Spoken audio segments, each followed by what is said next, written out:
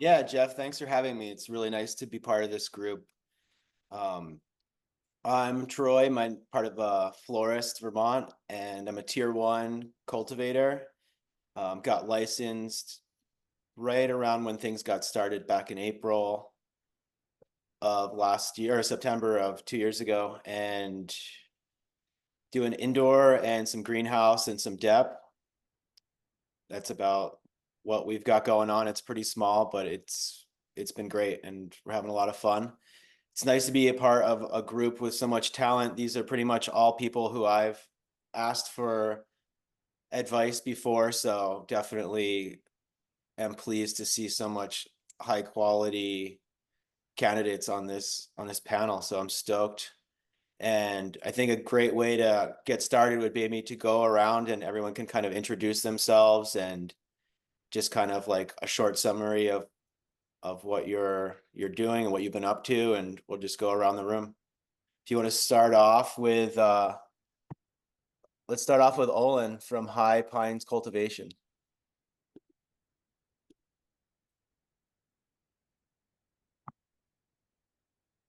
I think your audio might be off, Olin.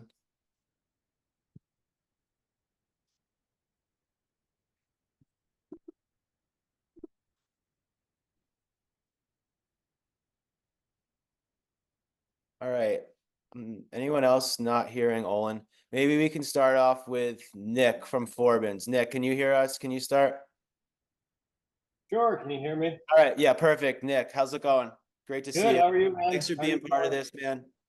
Absolutely. Well, so my name is Nick Matei, born in Vermont, born and raised here. We're a licensed cultivator. We're vertically integrated. We have cultivation, retail, and manufacturing now in the same spot.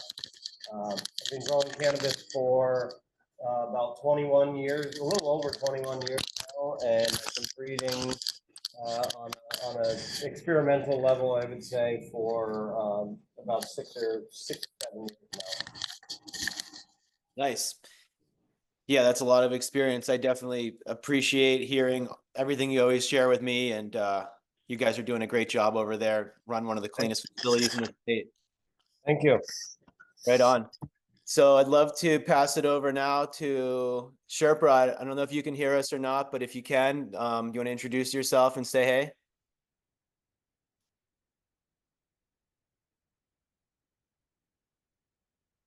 Can anybody hear Sherpa? Nick, can you hear Sherpa? Can you hear me now or no? Yeah, man. Yeah, you're good now. Go ahead, man. All Nice right. to see you, bro. How's it going? Pretty good. Good. Thanks for joining us.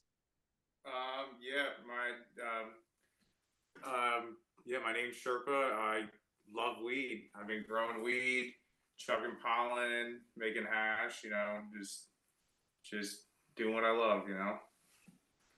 Well, you definitely do a great job at it. There's quite a few of your cultivars floating around the state, and I'm always super impressed with anything I see, and some real gassy, high quality stuff, dude. Appreciate you. Thanks. A lot of stuff just building on what was passed to me. Right on. Well, you're doing a great job at passing the torch, bro. We appreciate you. Hey, Jackson, you want to say hi? We have Mean Gene from Mendocino. If you can hear us, Gene, you want to introduce yourself?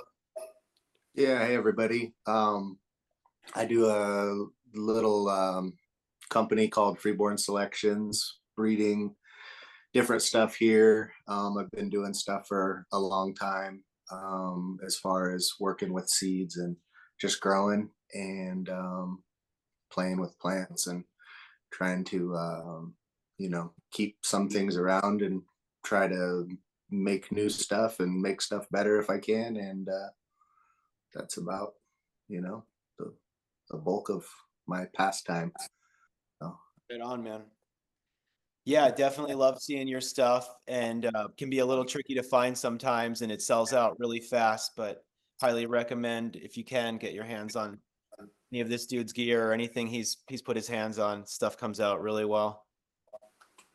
Hey, Olin, let's try and check in with you. You got your audio back and you ready?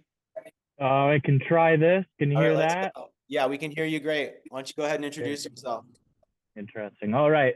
So I'm Olin Schumacher, High Pines Cultivation. We're down in Brandon. This is a new and updated project for me. I've gone through many iterations.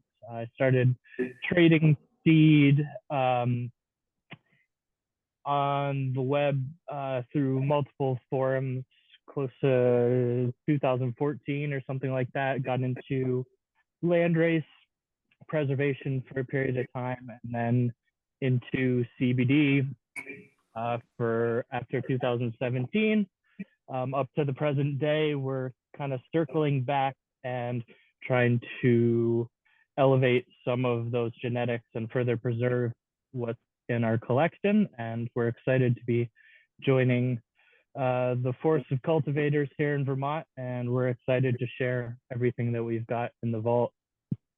Great, Olin. Well, it's great to have you, and I personally really appreciate seeing the diversity that you draw upon and all the things that you're bringing in from all over the world, and kind of adding an educational component to that. So I definitely appreciate that, and it's really great to have you.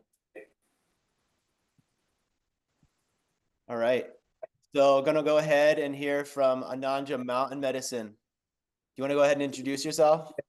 Yeah, hey, so my name is David, and I'm a Vermont native, and growing a long time, and then kind of started into breeding about exactly 10 years ago.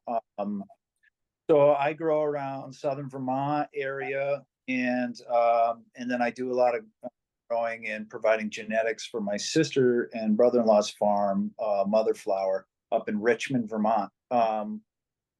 Yeah, so I was a musician. That's kind of just like always trying to search for what worked for me as a musician to just kind of, make you feel right. And so that's kind of how I started getting into and just trying to find things that really worked for me, and then kind of slowly went from there. But I just want to say I'm really happy to be with everybody here. I got some, I just see people online, but I'm really, impressed with what people are doing there. So thanks. Well, thanks for being with us, and we're excited to hear more from you, and we're glad you could make it. Thanks. All right. I'm going to go ahead and pass it over to Dan from Rebel Grown. Dan is up in Craftsbury, I believe. Dan, you want to go ahead and introduce yourself? Sure. Yeah, my name's Dan. I've got a farm here in Craftsbury. I got really interested in weed when I was really young. Found that cannabis was something that I thought was really powerful, beneficial, sacred, and misinterpreted. And so, I kind of shifted a lot of my energy when I was young into just being involved in it, learning everything that I could. And here we are, many years later. I started making seeds in Vermont in 2008, 2009, more experimental, just doing some pheno selections. And back then in Vermont, there were some, really incredible genetics, but it was about kind of knowing the right people and, passing clones around, and had collected seeds for a long time from, Dutch breeders, Canadian breeders, bag seed. Then I ventured out to California in 2009 and ended up in a really cool part of Humboldt County where I was able to just pop a lot more seeds and start searching into popular clones that were floating around the Bay Area, stuff that was in Arcata, stuff in Southern Humboldt, Laytonville. I brought some clones from Vermont, from Maine, things like that. And so, I have a lot of fun doing selections and kind of breeding and working with genetics, and doing R&D is a big part of what we do. The farm here is an outdoor farm that focuses on kind of natural organic farming, but really the main focal point is kind of building menus and doing R&D and having the capacity to search through more genetics and just see more plants flowered out. That's a little bit about me. Well, we're stoked to have you, dude. We know you definitely have a lot of experience, especially with California stuff, and excited to hear more. I'm sure you've got some stories for us. For sure. Right on. So we've got, I think we didn't hear from Al, right? From Vermont New Heirloom. Yeah. What's going on, Al? How's it going? Hey, it's going all right. My name's Al. And I have this company, Vermont New Heirloom Genetics. It's dedicated primarily to landrace preservation and building new hybrids, kind of totally from the ground up. I've been around weed for over 20 years, and yeah, I'm super humbled to be here. I'm super humbled that folks think that I have something worth sharing. Um, this whole kind of landrace heirloom thing kind of took off for me like 6 years ago, and I just got completely obsessed with it. Um, and just, feel like a kid essentially when I'm working with those plants. And yeah, I have no delusions that I'm, not the small fish in the big pond here in Vermont, and I'm just super grateful to be a part of this discussion. And yeah, stoked to to talk about some stuff, and hopefully I could offer my take on some things. Yeah, well, it's really great to have you, man. I think that you definitely have a lot to bring to the table. You have a lot of experience, probably a lot of us don't, especially with these more rare land races and stuff like that. You seem to have focused more so on that than a lot of the rest of us have. So I think that's probably you do bring a lot of information to the group, So we appreciate having you and look forward to hearing more. Cool. Right on, man. All right, do we miss anybody? Let's see. I think that's probably everybody. I don't know. I mean, I think maybe the best way to start, unless Jeff has some suggestions, is kind of maybe like, I think Dan started to touch on it, like how did you get into this? What got us started? But I think maybe we move one step past that, and like what got you into making your own seeds, or what was it by accident, or was your first attempt, was it intentional? Um Maybe we just go around quick, and without going into too much detail, because there's a lot of ground to cover, we kind of just can start there, unless Jeff or anyone else has any other suggestions on the direction to take. Well, let's start with I personally would love to hear what me and Gene from Mendocino has to say, starting with that, and then we can kind of just move through everyone else, and you can share if that works for everybody. Yeah, man. Just kind of talking about how I got started and everything, you're saying? Yeah, like like what got you into making seeds initially? Was it an intentional project? Was it something you trying to do, or like when you first got serious about it, I guess? I had some buddies. I'd lived up here, and then I had kind of briefly moved down to I'm in Mendocino County, and I moved down to Sonoma County for a year of school, basically 8th grade. And so I was a kid. I was around weed when I was little, and I was familiar with it, but like super interested in it. It was more scary where we lived. Like it was a little uncomfortable weed stuff. And then I moved down there. When I moved back, I had some buddies who I had grown up with, and they were like growing weed plants. And I was like, wow, this is actually like funner when it's not just the adults growing weed, and like your friends have weed plants, and like they have this little gorilla garden. They're carrying buckets of water and stuff. And they like know what everything is, and they're talking about this one is this, and this is from these guys, and this from those guys, and the different names and everything. And I was like, yeah, this is hella cool, and this is hella interesting, And so that kind of got me just interested in it in general. And then those same guys were making crosses and growing odd stuff, and they had like Thai Afghani and these different things that have the names of who the seeds came from attached to them, like this is so and so's and whatever. And so then my buddy and his dad, they gave me some seeds, and I grew them. And I wound up with this amazing weed off of everything basically.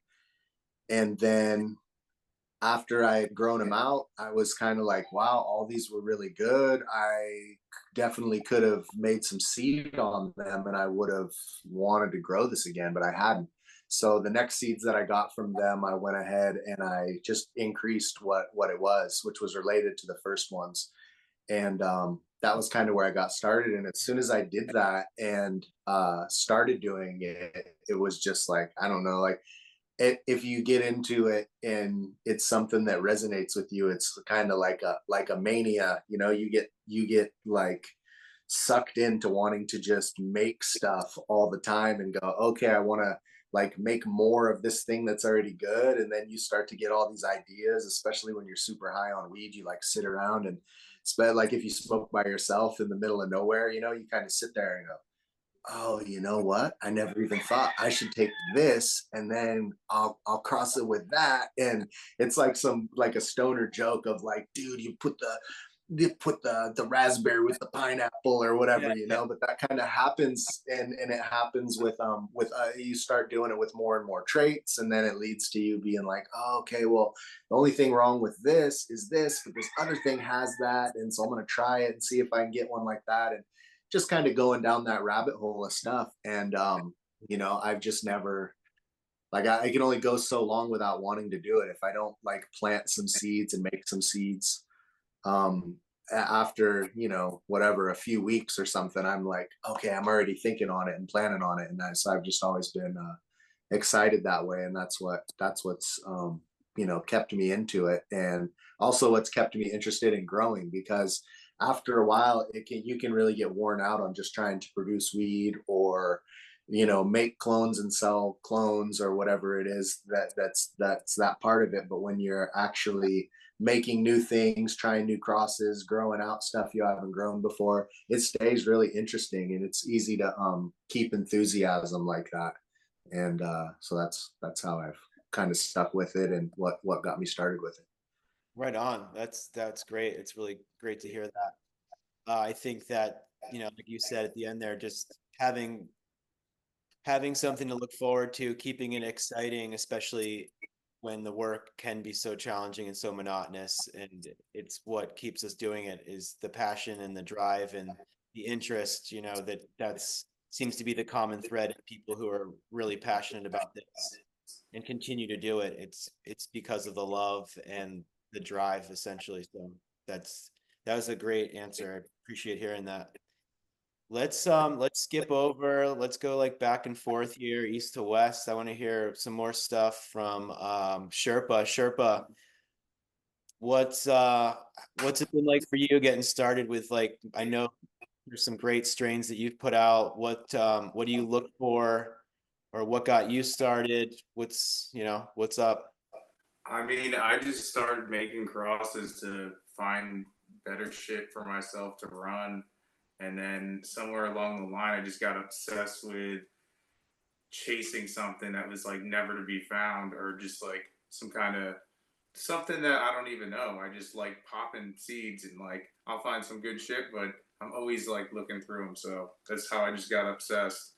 Just wanted some different terps and some unique stuff. And then I just got obsessed with the chase, and now I kind of just trying to preserve a lot of the stuff I have. Well, you're doing a great job at it. And again, it's like this isn't people doing this for like money. This is people doing it from their own passion, you know, like that seems to be a common thread among these people who you find are really putting out amazing seeds and product, is because they're doing it for themselves first. I mean, they're doing it for everyone, but you know, when you have high standards and you're trying to please yourself, you know, you're bound to please others with what you're putting off, and appreciate what you're doing, man. Let's pass over to Dan from Rebel Grown.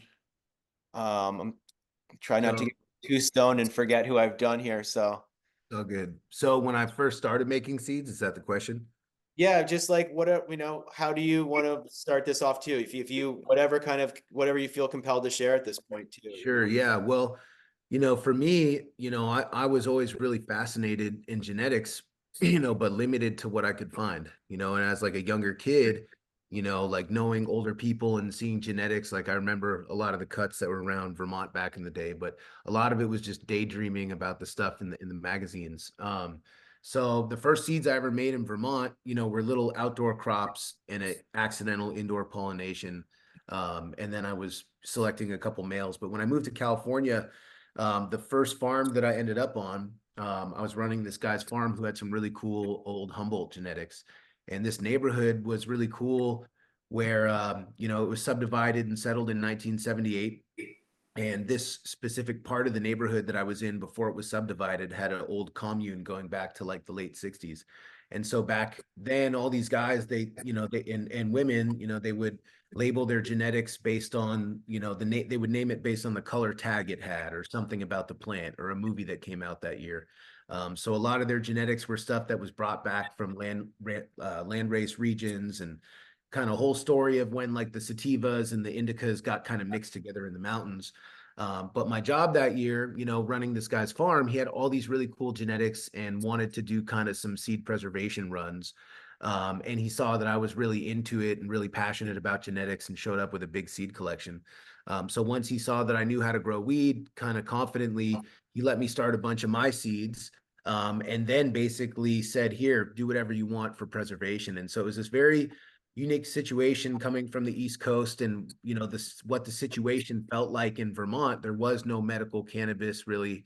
Everything was really kind of shady, and so all of a sudden I had no limitations in plant count. I could go nuts. I could post it on the internet forums, and so I kind of just saw it as this opportunity to do something that I never in a million years would have dreamed I'd be able to do.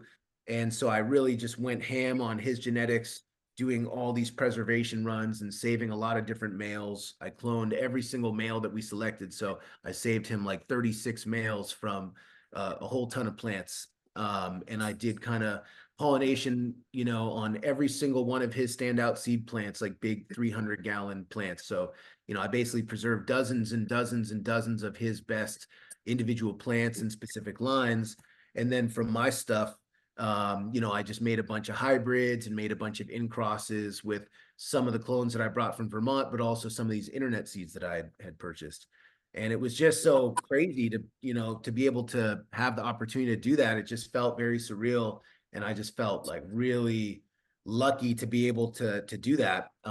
And so that was kind of what really got me excited. And then, the next year I moved on to another place and started a collective where I could just kind of do my own projects. And so that's just my favorite thing to do. All the other stuff and the business stuff and what you do with your time. For me, is just a goal to like be able to spend more time being creative, with the genetics and making seeds and seeing the next stuff. And I do it so we can smoke the weed, right? And that's the funnest part, is smoking the weed and sharing it with people. Well, keep doing it. Please keep all those headbands, crosses around, and keep those old school Humboldt, keepers alive. We appreciate it. I was thinking maybe we would shift gears a little bit. I know we didn't hear from everyone on that topic, but I think in the interest of kind of keeping moving forward, I'd love to hear about some what recent projects or current projects that that people are working on. I want to start with Vermont New Heirloom. I'm sure you've got some kind of crazy thing going on. What have you been up to, or what are you excited about? Yeah. So this season for me is really all about this one specific cross, the Moroccan Beldi Akif, and the Malawi. I've loved the Malawi for, I guess, I don't know, 4 years now. I grew some of it a while back, and it was just so unique and intense and just completely over the top. And then I came across these Moroccan Talking plants. about the high when you're talking about the effects of it. Yeah, and it's, I have a friend who says that, you know, the Malawi killer scares him more than mushrooms. and Yeah. and I trust him when he says that. As someone that really utilizes cannabis for this more stimulating than sedating quality, I don't know if I'm really unbiased in evaluating the effects of it because, yeah, just this whole, you know, stimulant quality from cannabis is really the biggest thing that I've ever gotten from it. I'm a recovering opioid user, and when I got into cannabis is when I also got into long distance running. Great. And just this, yeah. So anyway, to bring this back to your question, yeah. So the Malawi wants to go too long for Vermont. You know, it'll try to go into like the middle of November. There's one expression that goes for 10 weeks, but you know, I'm trying to create lines that, you know, even just kind of the average plant is something that you can grow outside in Vermont. So the Moroccan plants, you know, they were all done by, I did a preservation of the Moroccan plants last year. The longest one went till September 5th.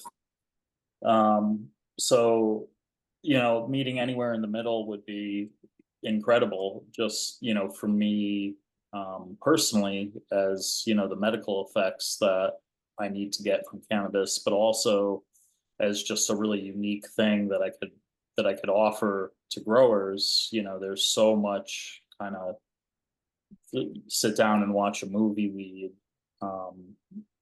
and just this kind of other dimension of you know, the stimulant quality of cannabis and being able to grow that easily in Vermont of all fucking places.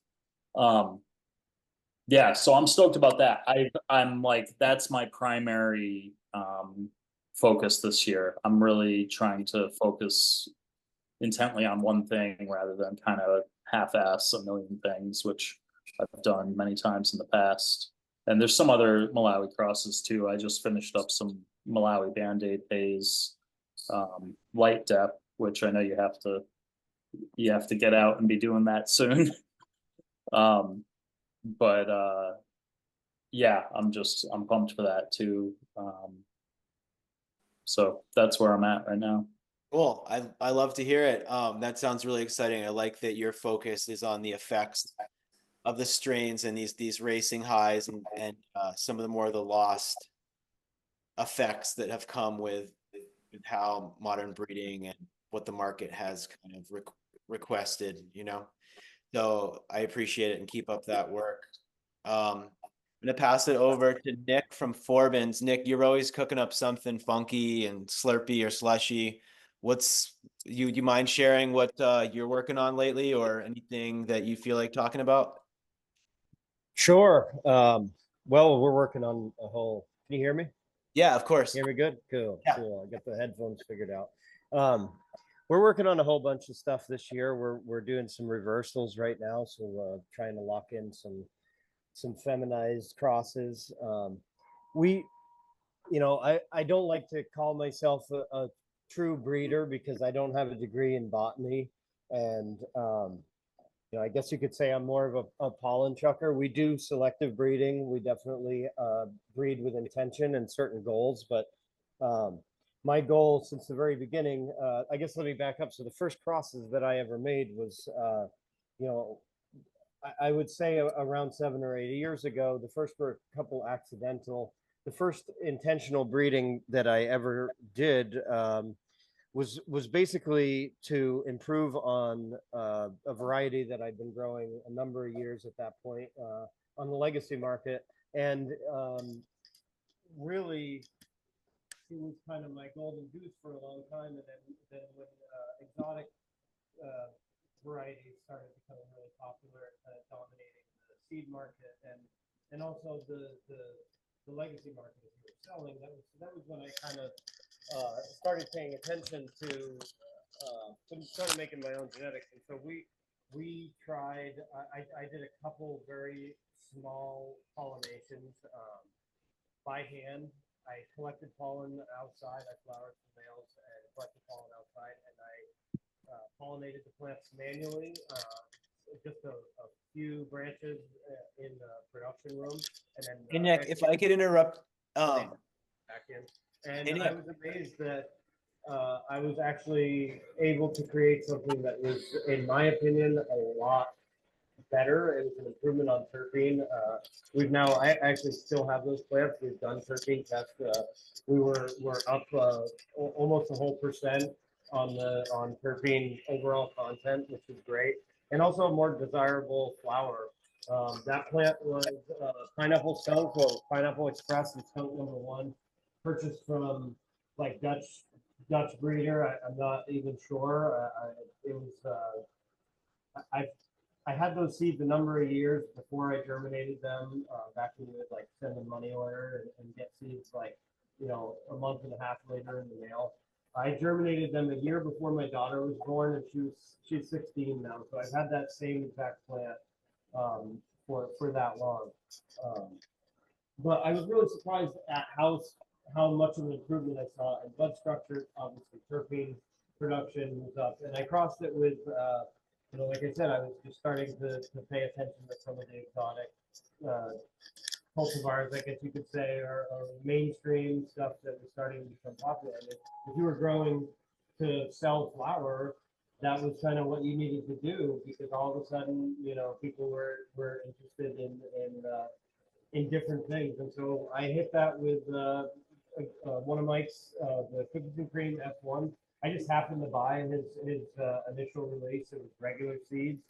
I picked what I hoped would be a good male, and we had like great results. So ever since then, I immediately became really interested in making my own crosses, and I had a number after that were not successful at all, which is like, I guess, kind of the growers luck. Like your first grow, you have like great results, and then every time after that, you pretty much screw them up one way or another. But I kind of built off that, and so it's been a great experience working with the plant. And as Gene mentioned, I've been growing over 20 years. It's still very exciting, but it also, like, it's repetitive. And now that I'm a licensed cultivator, it's kind of like the day going through the motions when you're growing, and breeding absolutely keeps that exciting, and it's super addictive, like Dan mentioned and Gene mentioned.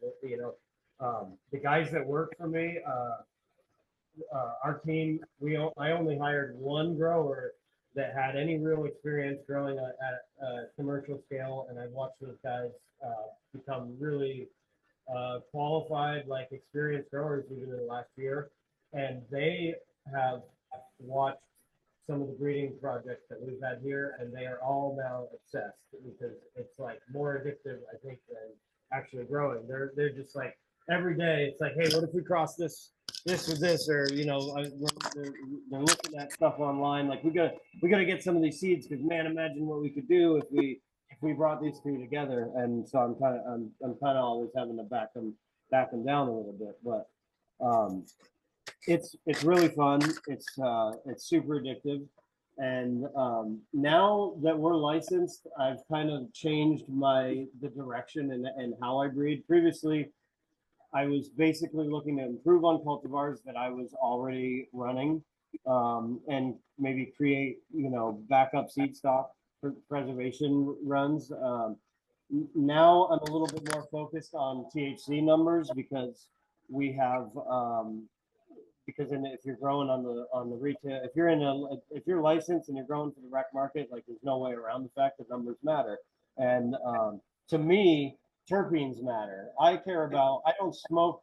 I smoke for terpenes first, and then effects second, and that's really all that's ever mattered to me. But when you're paying a lot of money for a small amount of flower in the store, those numbers come into play. And so my goals now, I'm taking the genetic library that I've had for a long time, and I'm looking to improve on THC numbers so that it's a more desirable product to the retail stores. but also retaining those same unique terpene profiles and like high terpene levels that really have helped our brand become popular, and also for me is the most enjoyable part of consuming cannabis. And the last thing I want to say, I kind of jumped over. Going back to the first cross that I ever made, I was really surprised at how successful it was. And I think I've talked with other breeders about this. When you buy seeds from someone else, you're kind of basing what your expectations off what they're telling you, maybe what other growers have seen. When you start crossing your own plants, females especially, um, you already know what you're working with, and so the chance of improving genetics, I think, is a lot higher when you're working with your own stuff, especially feminized. That's a little bit different, but you know, crossing males into plants that you're very familiar with is going to get you results that are probably pretty good. And I think that's where a lot of the success comes from in breeding. Is it's a lot of times it's about what you want. Plants that I've absolutely fallen in love with that I've shared with other growers, they're like, man, you know, this is, you know, this is a generic OG or whatever, and it's like, uh, I think that a big part of the excitement of breeding is creating something that is going to be ultimately desirable to you.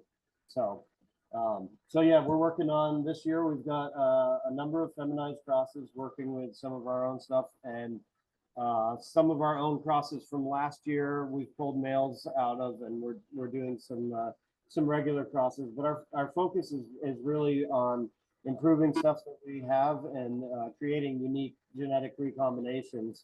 You know, I'm not working with landrace stuff, working with a lot of, you know, kind of mainstream cultivars, stuff from other guys.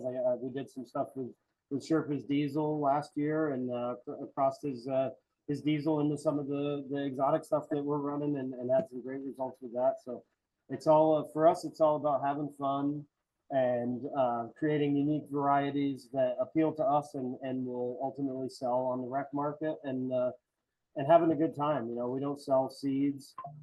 We do sell clones, but you know, when you're breeding and you're not trying, when your goal isn't to sell seeds, you know, as a production grower, all I need is one plant. You know, for a successful cross, I just need one phenotype that is desirable to me, is going to work in a production environment, and is going to sell well. And so, you know, that's like how I approach breeding. It's not like your traditional. I wouldn't say I'm a true breeder, but I've gotten pretty good at genetic recombination.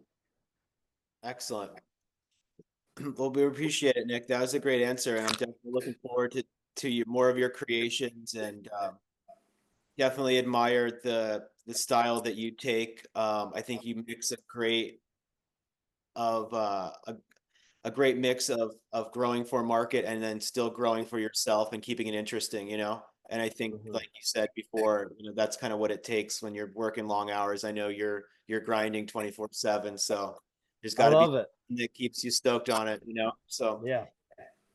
great answer, Nick. Thank you very much.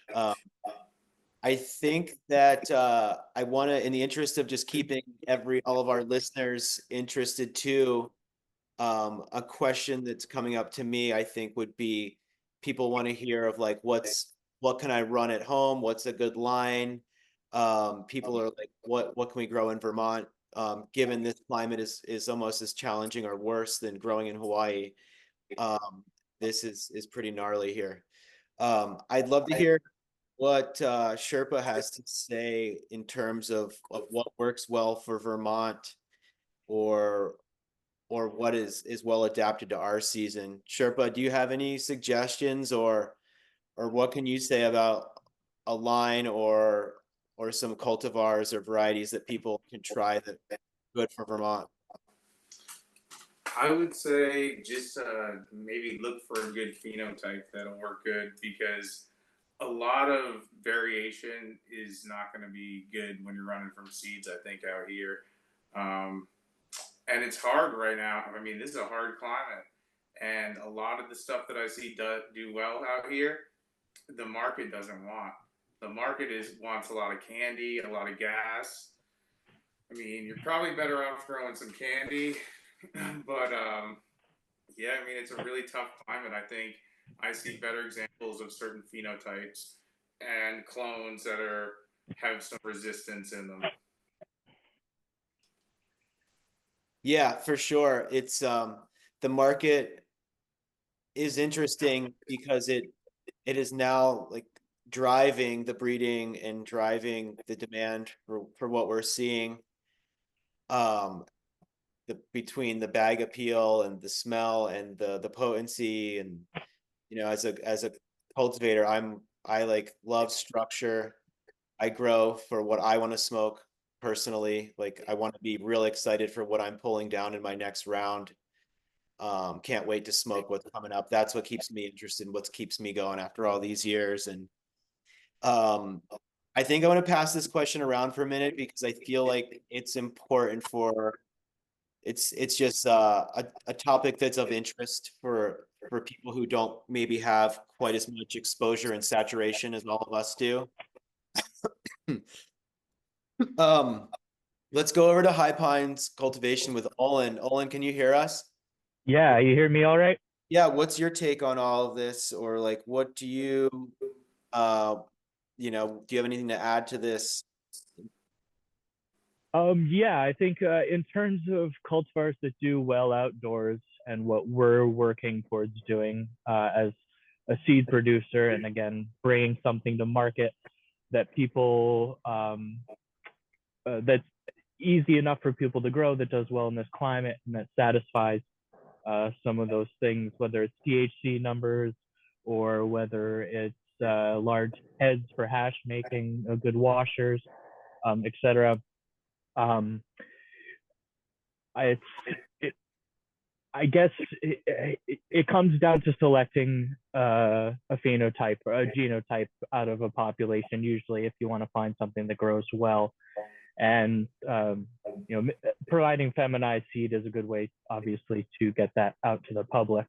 Some of the stuff that we've been working with recently are things that we've brought into our collection that have done very well outdoors. Working with Green Mountain Canna somewhat, somewhere on the mountain, and bringing in some of what has done really well for them historically, and breeding and selecting from those to provide something that does well. We tend to lean a little bit more towards sour stuff just as a personal taste, but we've been working sour and gas stuff. So this year we brought in a kombucha strain that somewhere on the mountain grew, as well as their peanut butter breath.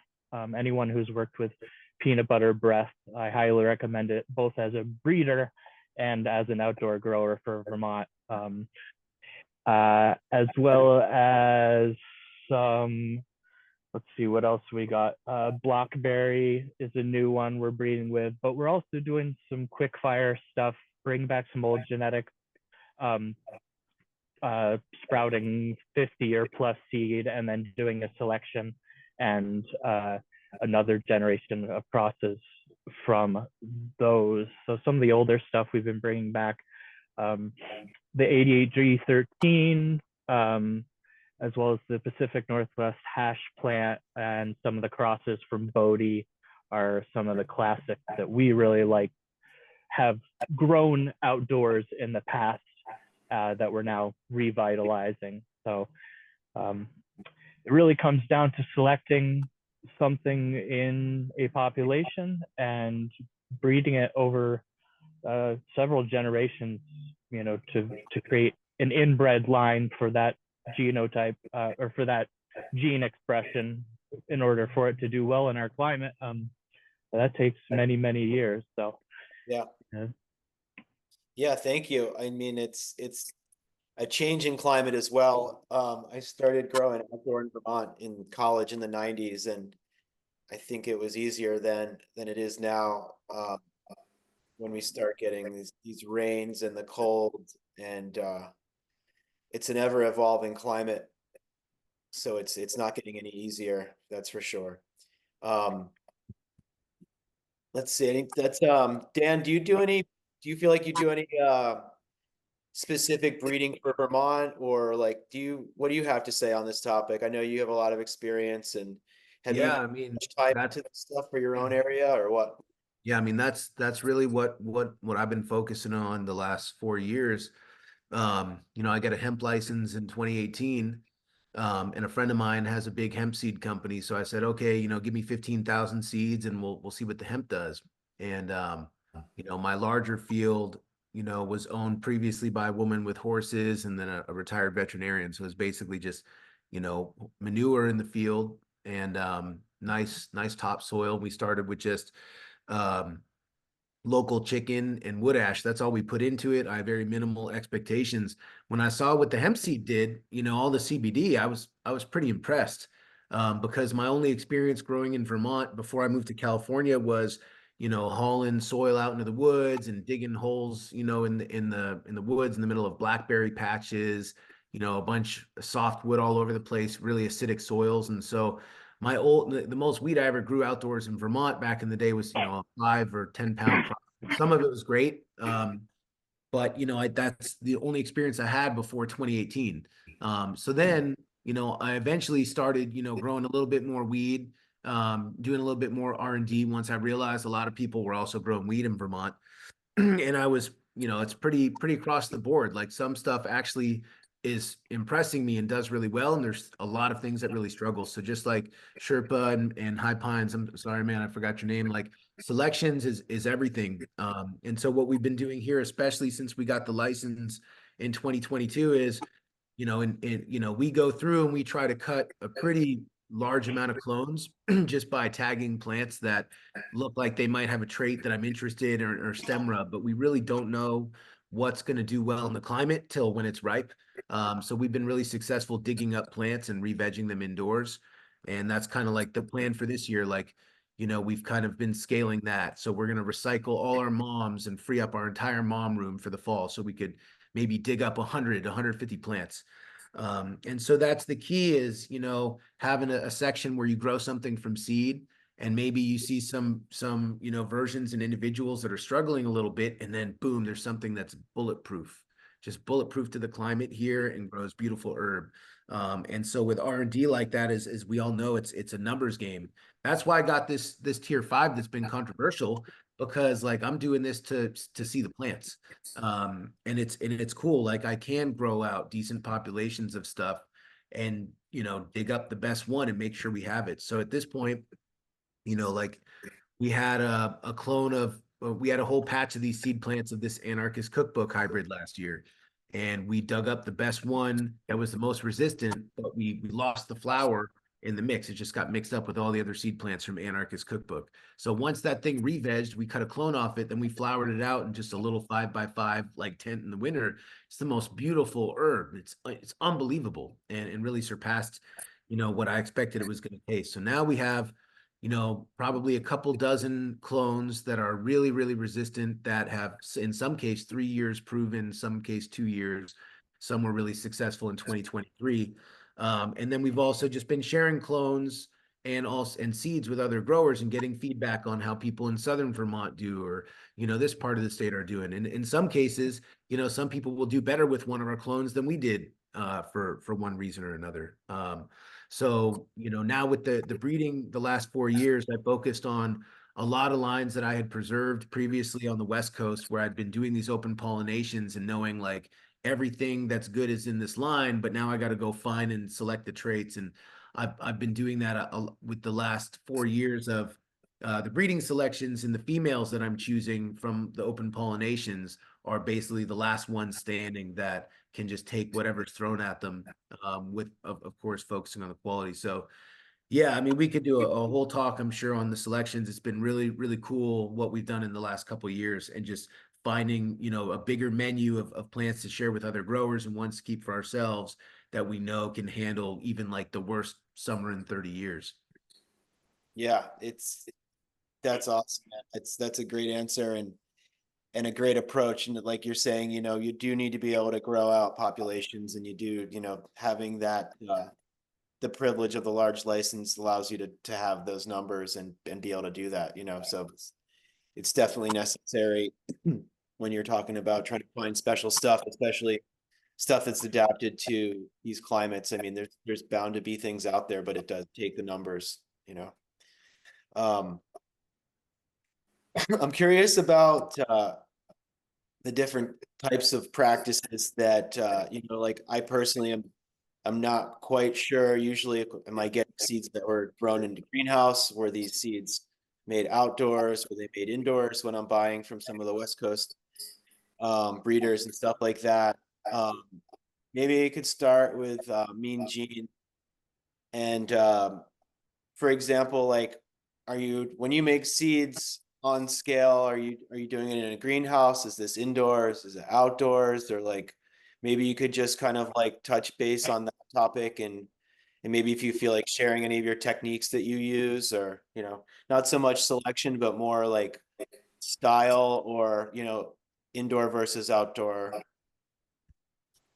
Yeah, so for years, what I used to do is I would, when I first started, we made a little bit of seed indoor, just a tiny bit of stuff that wound up in some things that I do. But then here, you know, we had medical, we could grow starting six big plants as big as you want, and it worked its way up to 25 big plants as big as you want. So what I would always do is I would keep my favorite males from whatever I was growing, and I would seed a few branches of every plant that I had.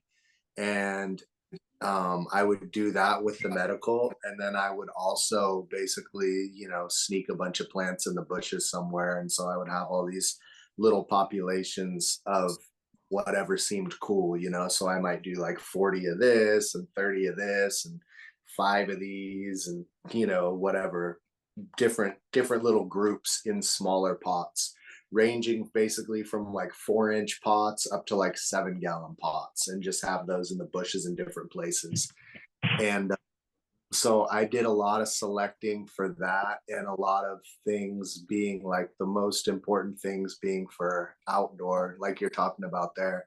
Like, will it finish in a time that's reasonable at all? Because even if you have things with a lot of hardiness and resistance to the elements, if it goes too late, there's a certain point when it's just like, no, it's the winter time becomes way too harsh in most places, unless you're in, you know, the South or whatever, tropical climates. But really for that, and then also for things like, you know, the next one tends to be with environment and plants not being hardy. Here, a lot of it was like powdery mildew. So a lot of the best weeds that everybody really wanted, like OG, Bubba Kush, Diesel, things got attacked pretty hard by powdery mildew. And then, of course, the big one is just things that get bud mold really easily. So there's a lot of things that people are like, oh, it finishes really early, so it won't get moldy. And then there's something that goes later, and people think it's going to be, you know, you can't grow that because it goes too late. But it turns out a lot of things that are really fast and early are really chunky and Afghan based or Pakistan based or whatever. And those things just rot whether the weather is good or not. They mold from the inside out because they don't breathe right, and they're shaped wrong, and the nodes are too close together, and everything stacks too heavy. And so a lot of the breeding that I did over the years was just basically to make things be more practical and be able to grow them and not hit that point where you get to mid flower or late flower. Mid flower usually being when you would start to see the powdery mildew creep in, late flower being when you would start to see the bud mold creep in and just ruin your crop. So for a long time I did that. And then once I started trying to make seeds, like someone was saying before, if you're just making seeds for yourself, you're just trying to at least be able to find those clones you can pull out and be able to grow that, and you'll be okay. But when you release seeds to people, for the most part, people expect them to be more reliable and true breeding. So over the last however long, you know, 15 years or something, I've been like trying to make things that I can make more reliable and consistent to an extent. And that also comes down to including, like, when you grow outdoor, it's not as big of a concern if things are sexually stable. If you make like a sour diesel cross and you grow it outdoor, you're pretty much going to be cool. Every once in a while, I've seen them freak out full on, but all the ones that I've made have always been fine. But when you take them and you try to grow them in a light dep or indoor, then everything gets more stressed out. So over the last 5 years or so, I've been putting everything in the light depths, and I have no fans, no exhausts. I mess with the timing a little bit. I grow things big in 1 gallon pots crammed together. So there's a really deep, dark canopy underneath. And try to go through plants that way for testing. And then for producing things, I'll tend to put things in like,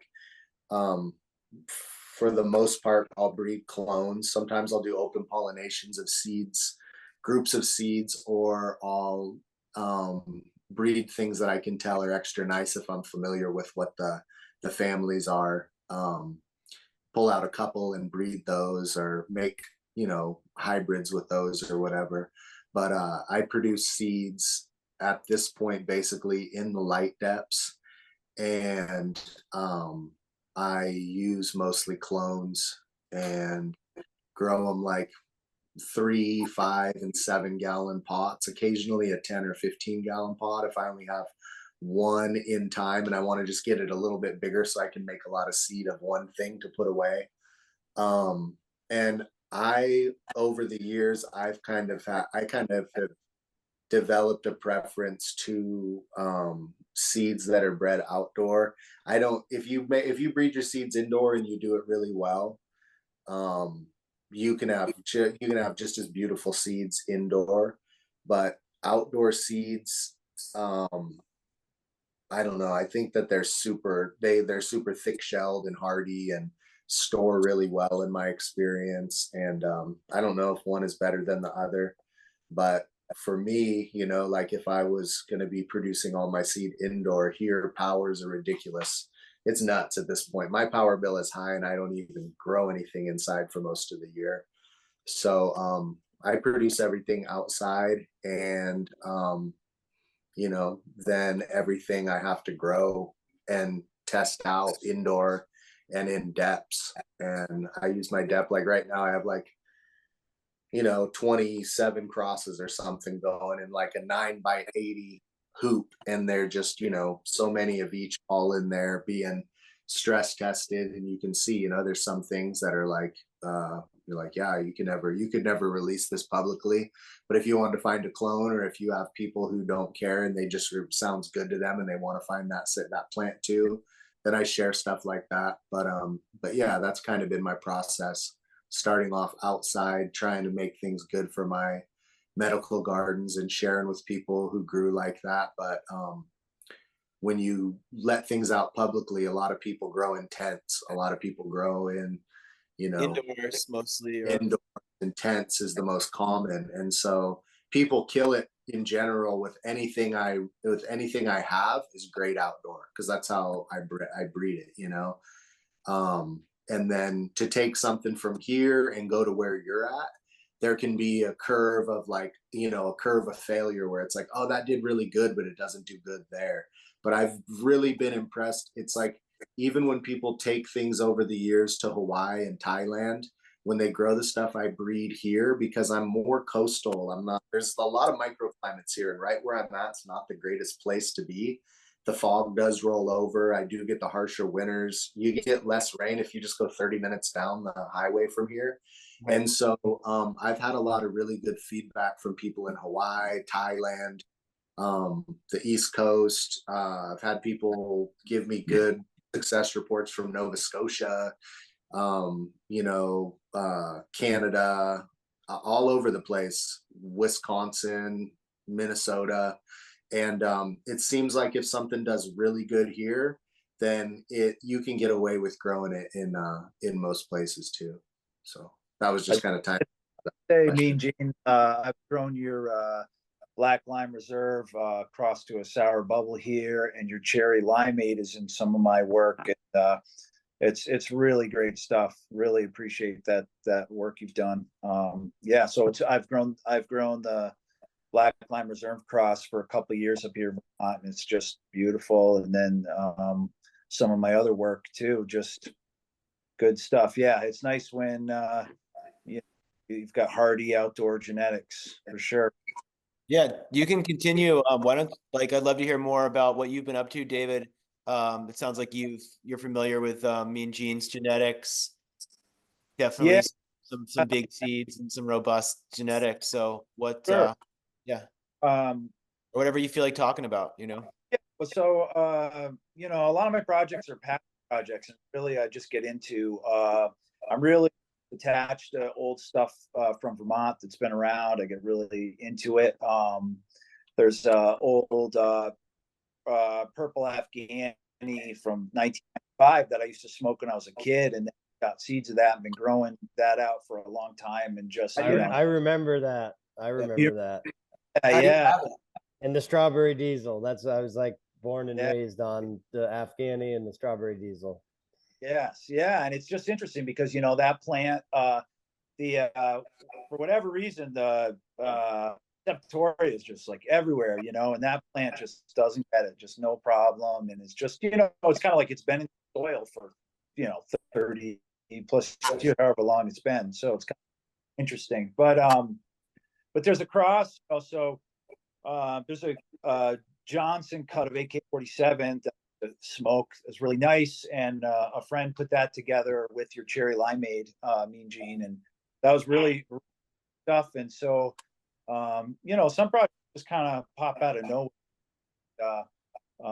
I worked that with a male that was a mother of berries in a Colombian haze, and that was my Jerry's cherry berries that I've been working on, and yeah, it's like it's just kind of starting from a good place. So you got a lot of good distance in those long. Yeah, so that's been really fun. Another project I've been working on, the old '80s bubble gum. I took some S1s of that, trying to really, in on those traits, and I have been breeding that the white chin, like a Himalayan Indian variety, my own like India bubblegum. Just having fun with stuff. I don't think anybody's going to buy that at the store, but you just gotta, sometimes you just gotta follow the hunch, and yeah. So that, and with that one, I'm really just trying to bring that bubblegum out, really good feeling. And some Indian varieties, it's like you smoke them and your head like blows up like a balloon and starts lifting off the ground. So that's just some of the stuff I've been doing. But shout out to you, Mean Gene. Appreciate your work. Thank you, man. Right on, David. Thank you. That's awesome, man. Again, like, sounds like a lot of passion behind your projects, and you're just really stoked on it. So it's glad to hear that. Cool.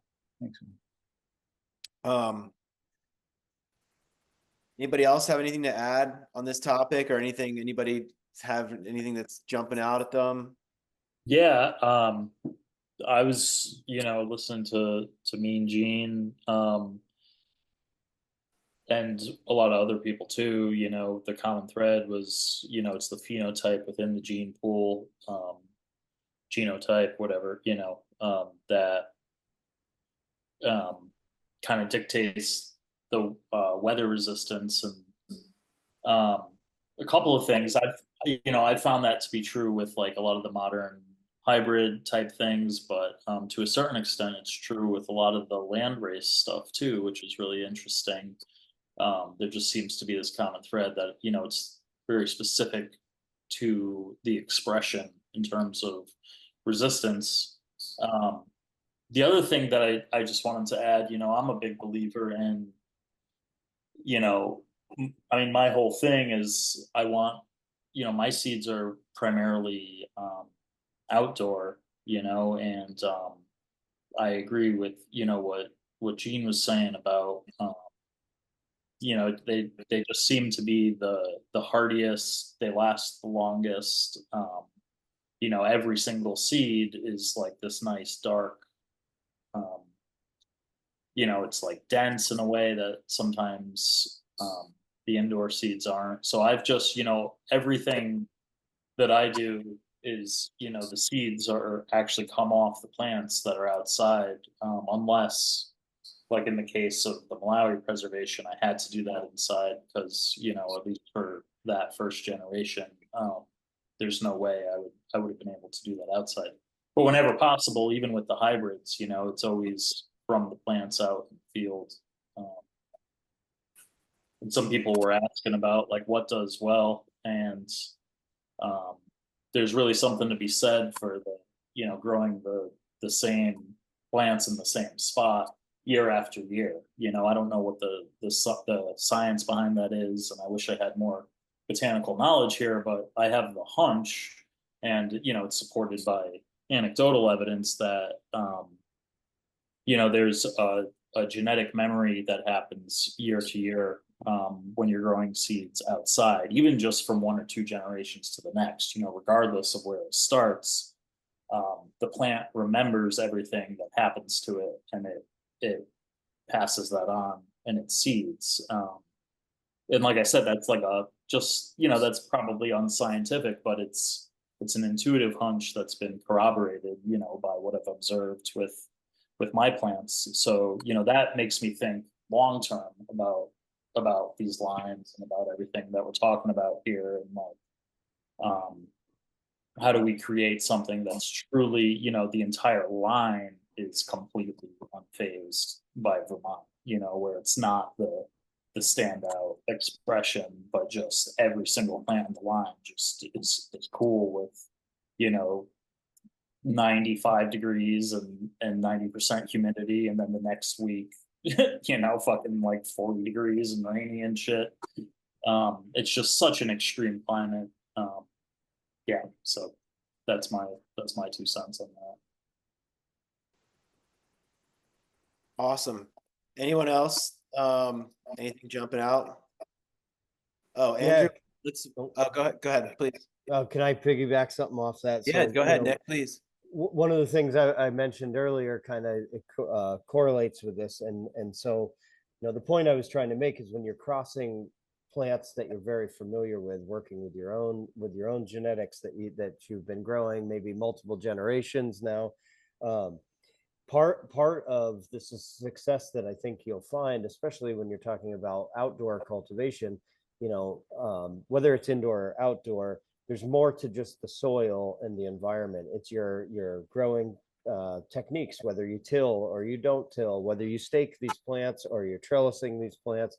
And so, you know, when you've worked with a cultivar over multiple generations, I think a lot of the success, sorry, Vermont Heirloom, I forgot your name, but so part of the success that you're going to find is like because um, because you've selected a plant to breed with that is growing with your, you know, cultivation methods, with your environment, your soil. You've selected those and crossed those, and so now your F2 or your F3 generation is you know, it's maybe not so much genetic memory, but just the fact that this is a plant that did well in your environment, that you selected for the qualities, and now you're on an F2 generation. So you're kind of just really honing in on something that works for a multitude of reasons beyond your selection and environment. And sometimes when you pass those seeds on to someone else with different growing techniques or in a different part of the country, it's not the same as when you grow it. Heard. Right on. Hey, there's a question that I wanted, anyone from the panel, feel free to address it. I'm gonna go ahead and read it off. It seemed like a pretty well thought out question, so I thought, and it's kind of Sherpa, it partly involves you, so maybe you could address it, or whoever feels like it for that. Hey, I'm wondering about localizing a cultivar or line, and what kind of changes anyone is seeing from working a line or keeping it around for a while and watching it adjust to our environment or your environment. I know Sherpa works with the sour and would be interested to hear how that line has adjusted to Vermont environment with breeding, and maybe if anyone else has localized lines, things that they've held for a while and seen it change and adjust. So it's like a pretty well thought out question. So if anyone wants to start, Sherpa, what do you got? for to address the sour, that a lot of that work I've done has been indoors, but I have worked lines outside, and it really just depends what direction you work the line. You can work a line, see it going really well, and then make a mistake and go backwards. Just selection, I guess. I don't know if anybody's got anything. Well, yeah, I mean, you know, when you grow the same thing in the same climate for a while, you know, you're going to see a bunch of different stuff based on the year, but also the similarities. And I think I kind of like this analogy as like an indoor grower. Like if you're in your grow room every day, you don't always notice the minute to minute changes. You take off for a weekend or 3 days, you come back, it's like, wow, so much shit has happened. And I think that part of the more time you spend around plants, you're able to kind of see that stuff and those changes in slow motion. And so I think definitely when I think back, more California side things than Vermont, you know, I've seen the climate change there. So I can think of the way that the air smells in August in a neighborhood from 10, 12 years ago, 8 years ago versus how it smells now. You know, there's just differences in the climate. And then the flowers, the same varieties, the same clones, you know, are different now. Their structure, their flower morphology, all that shit is just slightly, you know, different. And so Vermont, I'm playing catch up because I missed from 2000, 2010 until 2018, 19. And so what's been interesting that I've been seeing in a lot of my seed lines is what I did previously was to do these open pollinations and production runs. And now that I have them, you know, where they're all preserved, I've been focusing on more narrowing down the traits here. And so it's cool, you know, so you grow, 40, 50, 60 females of something, and you're only keeping the number one or two ones that are more consistent. And so, yeah, I've been seeing some good consistency with stuff that does well here. I think another lesson learned about, Vermont is the best plants are healthy plants. So whether something is going to do well in this climate or not, if you're doing everything you can as a grower to basically give it every opportunity to be healthy, you could find something that doesn't do well here, but if you grow it really well, it's still going to do something great. And then, yeah, I think it was really interesting what you were saying about the cherry berries lines and those old heirloom Vermont things and the AK cut from Johnson. I mean, I haven't seen that stuff in a long time and would love to play around with that stuff. I was always blown away back in like 2000, really like 1998 through 2003, like some of the outdoor that came from this area in Quebec was incredible, incredible herb. And I think the one advantage that we do have with the quality that we can produce with the right genetics is because we have so much moisture in our climate, it produces better terpenes than a lot of other places.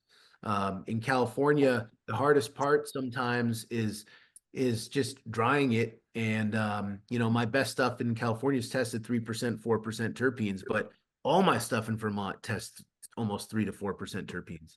And so I've always credited that to the moisture that we have. So I don't know if that quite answers about seeing the same, genetics perform over time. I have more experience with that, on the West Coast than on the East Coast.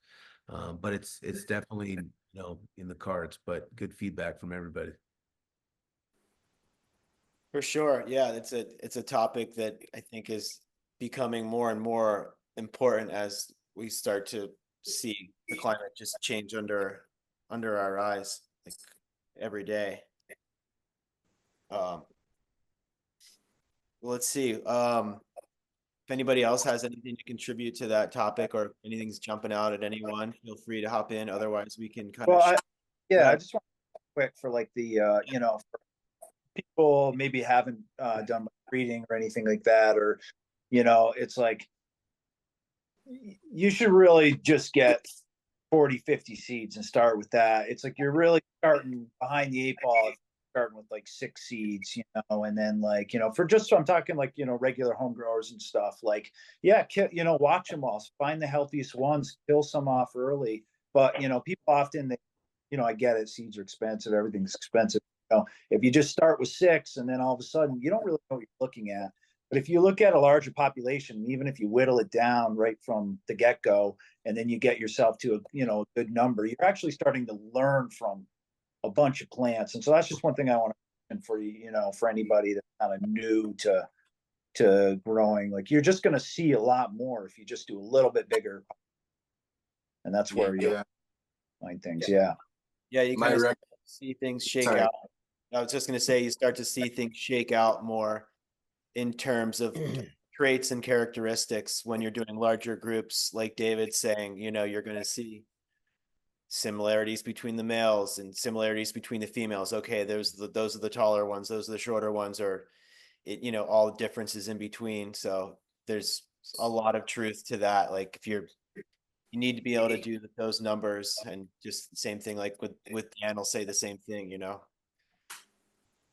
Yeah, I was gonna say too, like with getting seeds, it's like it is. So some seeds are hard to get, or some seeds are more expensive or whatever. But like, I've had some seeds that were like, they cost me a lot of money when I got a pack of them. But when I got the pack of them, I went ahead and took the males and I seeded the females, and the plants weren't even big, knee-high plants. And now you get thousands of seeds. That's one of the reasons why I've always like valued seeds as being, a high value item, is because if you get seeds and they're anywhere in the ballpark of being true breeding at all, like, you can get them and you can make yourself more than you're going to want to grow. And you can do that like right away. And when you go to grow them out, you don't have to grow all of you can wind up with thousands of seeds really quick in a couple square feet. And off of a bunch of plants, you could take a whole pack of seeds and plant it in a 7-gallon pot and put them all in one little area and let it seed out completely. And then go ahead and take whichever one did best in your area and plant some of the seeds from that. And you can plant them in 4-inch pots. You can plant them in 6-inch pots, 1-gallon pots, 2-gallon pots. They can be small plants, and you'll be able to look through them and go, okay, look, a lot of these, 30% of these rotted where I live. And the breeder who made them, they all did good where they live. But I grew them here at my house and I didn't have enough sun and a bunch rotted. But if you take the seeds out of plants that do good for you, you'll be shocked at how fast whatever the undesirable trait is can go away. Like, you can take something and plant the seeds from the plant you do like, and go from being like, oh, only 20% of these plants were desirable here at my house, and be like, damn, the next year it was 60, it was 80, it was 90. And then just do a couple times saving the seeds from the plants that you like. And all of a sudden you're going to be like, damn, now I have my own seeds that do good here every time. And it doesn't take that long. You might have to play around with it, but it's well worth it. And it's well worth, if you get any, we're always worth making seed if you get something that does pretty good. And it's the main thing is it's the kind of weed you want, because otherwise, fuck it. But if it's the kind of weed that you want, then make more seeds right away, and then start trying to go through those. Because it's not like a thing where you go, oh, it's going to take my family 4 generations to wind up with something good. It's like in the 80s here, people got seeds straight from Afghanistan. They planted them, and it was a matter of 1 or 2 generations, and they went from everything molding out to going, dude, I got this seed, and if you plant it, you're going to kill it. And it's just in a few breedings. So there is a real thing to being able to do that. And if you're trying to do something like that, I just recommend getting the seeds you like and increasing them right away. Don't just go, oh yeah, I bought them and they were, it's like, if you know already that it had something you like you get something from Sherpa and you wanted some gas and these are gas, then just eat them and keep the seeds out of the one that is the gaseous for you, that doesn't rot or get septoria or whatever at your house or your grow. And then all of a sudden it'll be real fast, you'll change stuff really quick. So. And to that note, if you don't mind me interjecting, please. It goes to show, and to answer the question as well, that we as breeders have the most influence over where this plant heads, in its future, at a very basic level, saving, a plant that's your favorite and continuing those seeds out. But you can get into advanced techniques, determining whether your traits are recessive, which plants carry those traits, and then using, back crossing and or saving cuts and or pollen. It doesn't take any time at all to make a large population of seed narrowed down into something that can do really well in almost any environment. You're talking about the plant was made to thrive underneath the sun. There's very little change that happens in the outdoors in terms of progression of genetics, but in the hands of a breeder and using some of those techniques, it really happens quickly. So I think it's Yeah, also Go I ahead. think it's also important to point out the difference between, you know, a really well worked line that's something that's in the F5 or more generations versus, you know, typically what you're buying for seeds nowadays is probably mostly F1s, and there's not a lot of diversity. There's not a lot of diversity in an F5, but in an F1, there's more potential to kind of adapt those genetics without really moving very far away from the desirable traits that you like, if that makes sense. and not to mention the you know, the plague of certain plant-borne viruses and you know the drift that can happen with old cuts. Not as much an issue, but when people are doing simple back crosses or mismanaging their breeding program, then those type of things, because they're often or can be recessive in that line, tend to multiply along with the desired effect of breeding instead of excluding it.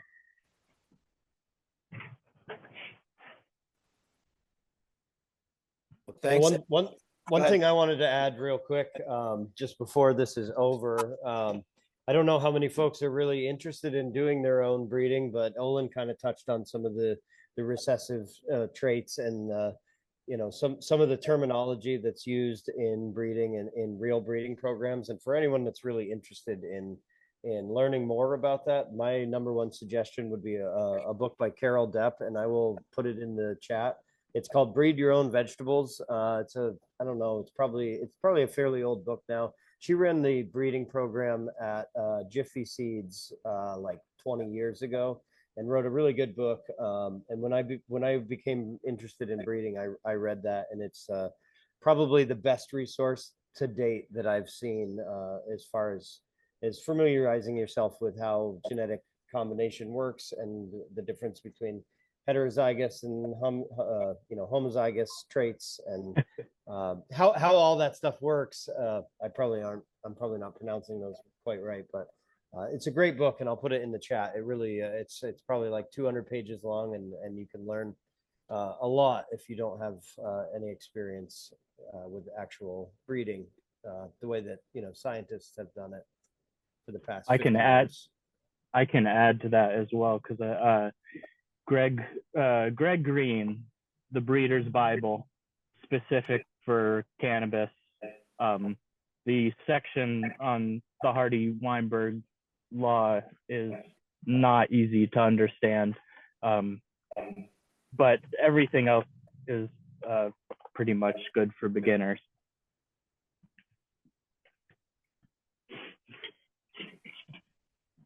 Yeah, absolutely. That's a fantastic book, actually, with a ton of knowledge, and like gets really thick, but also pretty digestible as well. Awesome. Well, we can either stay on this topic, or we can kind of move forward and get into some other stuff. I guess like could kind of quickly go around, maybe like if you could bring back one strain type of thing, kind of be an interesting thing, and we'll just all zip through it quickly. I'll start with this one. For me, if I could bring back one strain that I had in my past, it would have been like the real deal Strawberry Fields in 1997 or 8. It tasted full on strawberry candy, like not you know, not a, it was literally tasted like strawberry candy. That stuff was just legendary. I think if that would be the one for me. But what about you, Dan? I got some clones for you. Yeah. I've got a cool story with Strawberry Cough and Strawberry Fields. It's funny because I think when you have a lot of nostalgia about something, you know, you've got that, and then when you compare it to modern day cannabis, it kind of there's a lot to take in. Back in the day, I had a bunch of friends from Johnson and Underhill area, and they all had seeds of strawberry skunk, strawberry cough, strawberry fields, and I love that weed. That was some of the first Vermont outdoor that I ever grew. And the clones that were going around, the strawberry fields or strawberry cough, they were never as tasty as those seeds. I got the last batch of seeds in for my 20th birthday. I had a friend of mine, and he worked a catering gig with the chef. And the chef was like, "Oh, my buddy is the strawberry fields guy, and here's these seeds." And so I got a bag of strawberry skunk and a bag of strawberry cough. And I used to grow those back in the day in Vermont, and I didn't take any clones of any of them. Just grew them every year. It's incredible, incredible tasting weed. And the last seeds I popped in 2008 when I was living up in Westmore, and I kept this one plant, going forever before I could flower it out until I moved to Craftsberry. Um, and man, that weed, everybody who ever got that weed, it made them look good because the flavor was so good. So here's a crazy story. So the strawberry Jerry guy, right? You guys all know this dude, right? So a couple years ago, I saw on like in a High Times or maybe it was on Instagram, someone said Strawberry Fields family. Well, my friends, dad used to grow this stuff in Underhill. I knew all those old school guys. So I'm like, oh man, I got to find out who this is. This guy's got strawberry cough, strawberry seeds fields or seeds. So I reach out to him and he's like, "Oh, we know who you are and we think you're cool. We'll sell you this clone for $10,000 or something crazy." And I was like, "Oh, I'm sorry, man. I can't. I don't, I don't pay money like that for clones." There's a long story. Eventually, I did get the clone from the dude. He kept lowering the price, and he'd hit me up every 3 months, every 6 months. "My family thinks you're good people. We want to whatever." So eventually, um, I gave him $1,000 for the clone. I was like, "Yeah, whatever, dude." I was like, "This is worth it to me. Like, I've never paid $1,000 for a clone." But he like wrote up a whole thing like, "You'll get if this is like you have insurance on it. If you lose it, I'll give it to you again." So I went up to Newport. I gave the dude the money for the clone. It was nice. He gave me a quarter ounce of the weed. I gave him a quarter ounce of some of my double OG chem. And so I took the clone and I made some seeds. I did a reversal of this double OG chem into it. And then I gave some of those seeds to some people and I sold all the weed. And he like went all crazy, as you guys, dude goes a little crazy. But the truth is, I didn't know he was crazy. And I was telling him, if I do anything cool with these seeds, maybe we'll do a collab. And then people start telling me that he's saying all this anti-Semitic shit online and Illuminati and all this crazy stuff. So I start distancing myself from the dude. And then all of a sudden he like went crazy, started harassing me, telling me he's gonna ruin my life if I don't give him $10,000. And eventually what we did with the herb that we sold to the Vermont dispensaries, I just found like a mental health facility in Johnson and I donated 10% of the proceeds to them from these pre-rolls. But long story short, we've got this clone of it that we're actually flowering out indoors right now. That was a seed plant that got dug up. So it's the Strawberry Fields clone cross with double OG chem, one of the reversals. And then I have some seeds of it. Crazy story, but I'll give you that clone if you want, Troy. And the funny thing is, I write for Skunk Magazine, which a lot of Vermonters know because it came from Quebec. So back in the day when the magazine first came out, I was living in Wolcott and used to get it from the fried chicken gas station. And so the magazine eventually kind of got centered in California, and I write the breeder diaries. I interview breeders and have started doing some Vermont stories. But these guys reached out and they claim that this guy's homie is the person who's responsible for the strawberry, fields and the strawberry cough and can tell me the whole detailed story aside from the strawberry. So I'm going to crack the code of what all that happened, back in the day, and where those plants came from. These guys claim that they're the ones. So I'm going to tell that story. But I got some strawberry, fields, double OG chem clones for you, Troy. Dude, that sounds awesome. I would love that. Perfect timing. I'm almost done with the depth, so sounds like a good time. And how about anybody else? Like strains you could resurrect from the past or like anything like that? Nick, I'm sure there's something that you're thinking about. I can tell the wheels are turning. Oh, hey, Nick, you, sorry, and then Go ahead. continue. Go ahead. You were telling me about, what was Phil Lesh's strain he liked to get up in Vermont? Were you telling me that? Was it Phil? Or was it someone I else? don't think that was me. Oh, it wasn't you? Okay, all right. Well, if I think of it, I'll come back to it. But yeah, go ahead.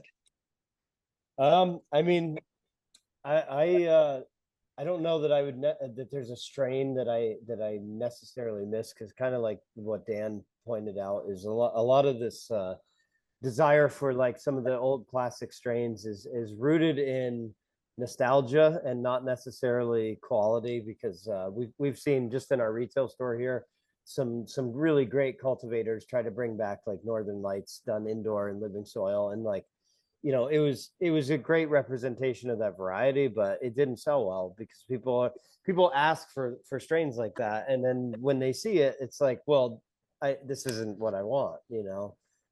But for me, I miss back about 12 years ago. My sister went out to California when she was in college to trim out in California for the green rush, and she brought me back some chem dog seeds from outdoors, and I germinated those, and it was the best chem that I'd ever grown myself. And I missed that. I lost that plant before, right before meristem culture became available to me.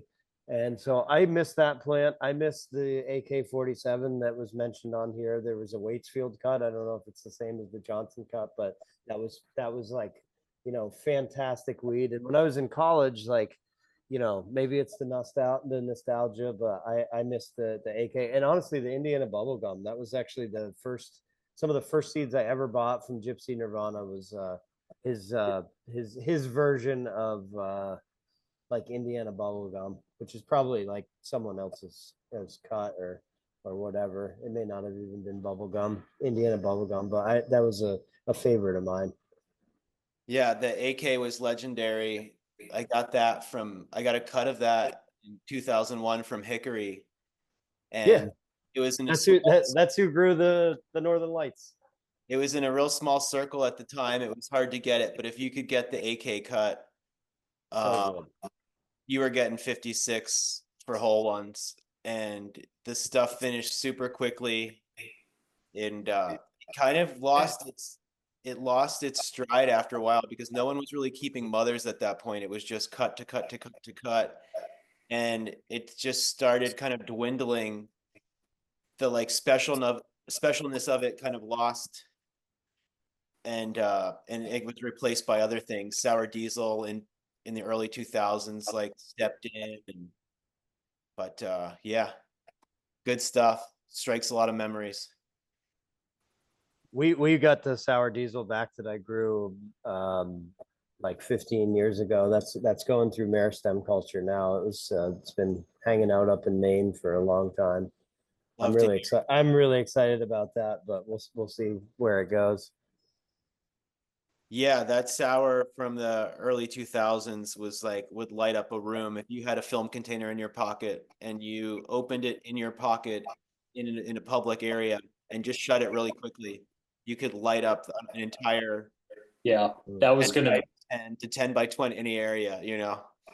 that was gonna be mine. I think I'm a little younger than most people here, and yeah, I just have so many memories of I grew up in Connecticut, and it was just completely different than everything before it, and there's a million sour cuts and strains, and maybe it is just the nostalgia that people are talking about, but at the same time, I'm like, nothing is quite like that was.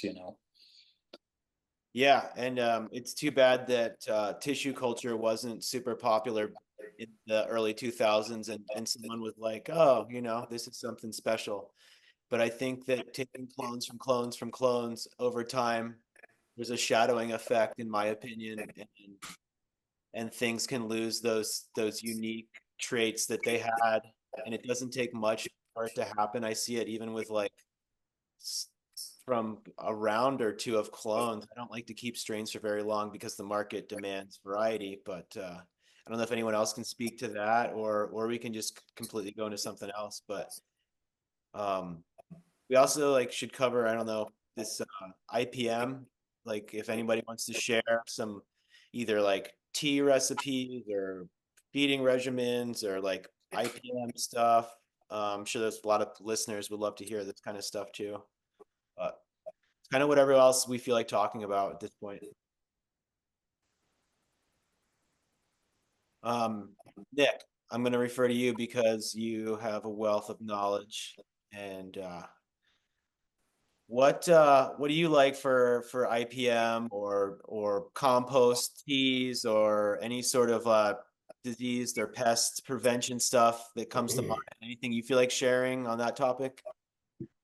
Sure, I'll share my favorite products right now. Some of my favorite products right now, probably for powdery mildew outdoors, especially, is a product called Banish. It's geranol terpene based and isopropyl alcohol, extremely effective.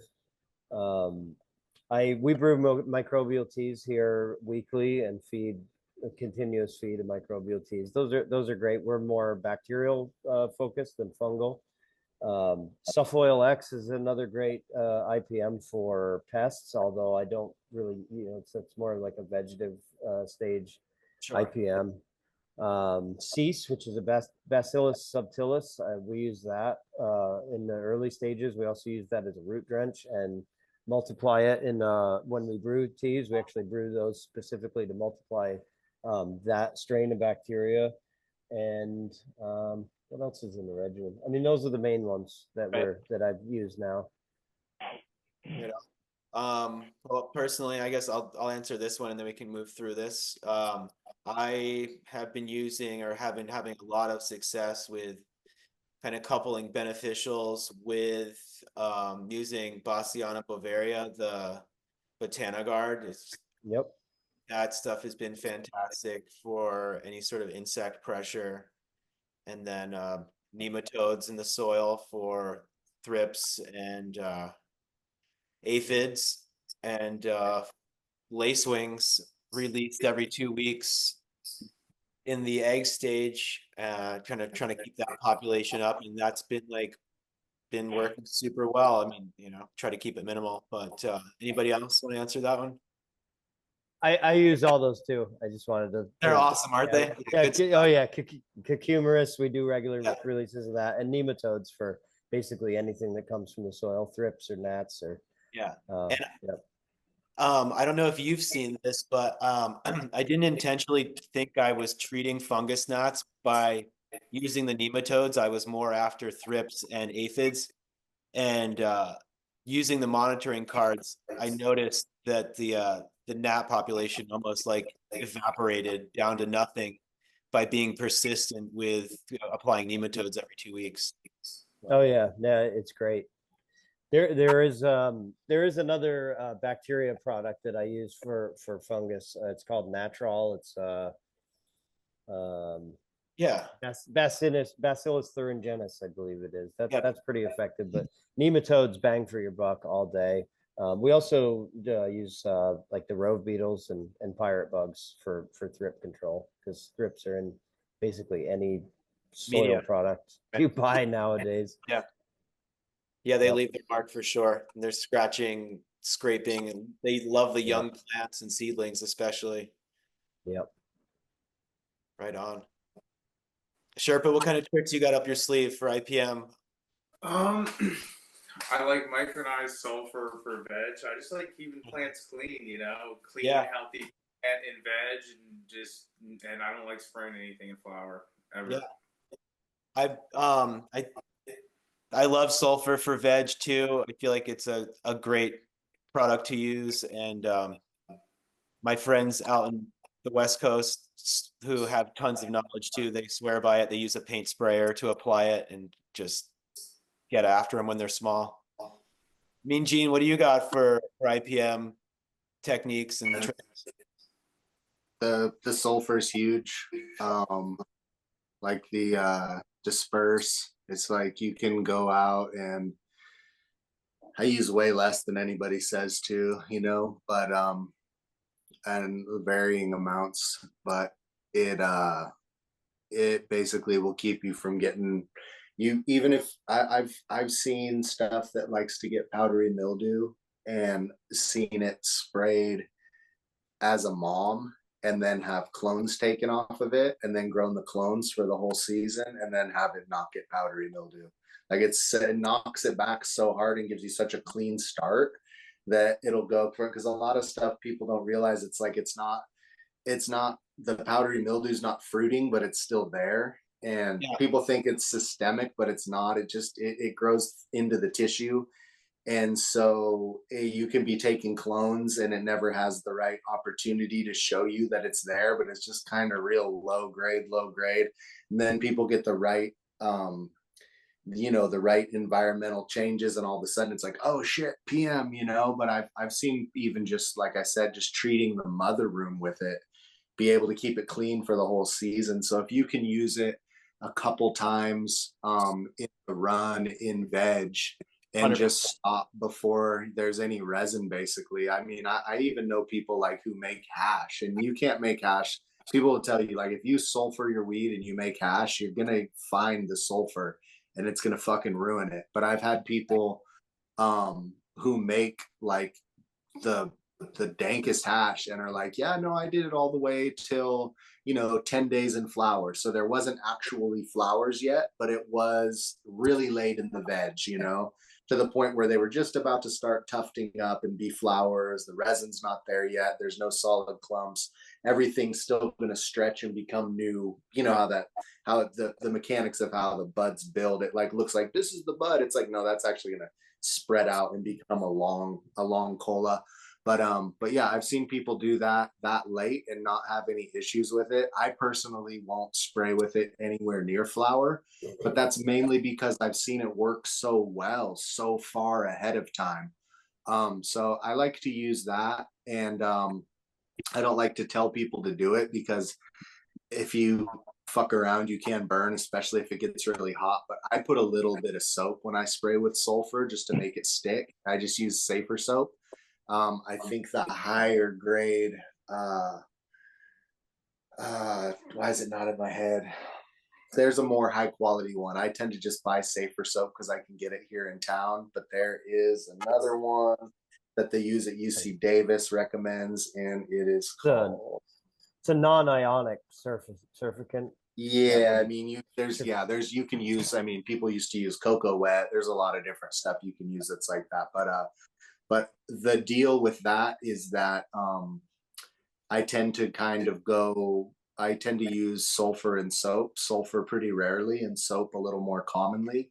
And the soap like will wipe out aphids. Like you can watch them die in 30-40 seconds if you hit them with soap. And I've seen people struggle and have a lot of problems with them. And I've been able to clean up plants that had tons of aphids on them and spray them a few times and be like, they're gone, they're not coming back. So I like the soap, and I like the MP, that's spelled with the MPED. That's the one that is more professional than the safer soap.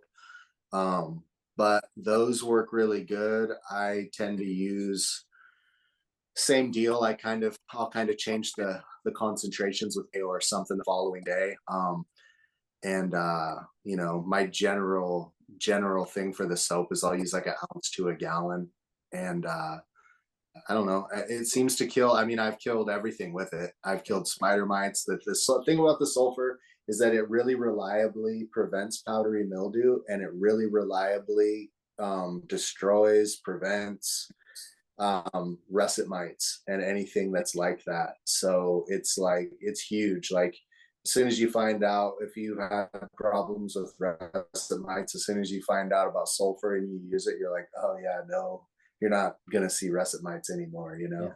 And the PM. And then like I said, the soap you can get away with killing with spider mites, but the deal is it doesn't kill the eggs.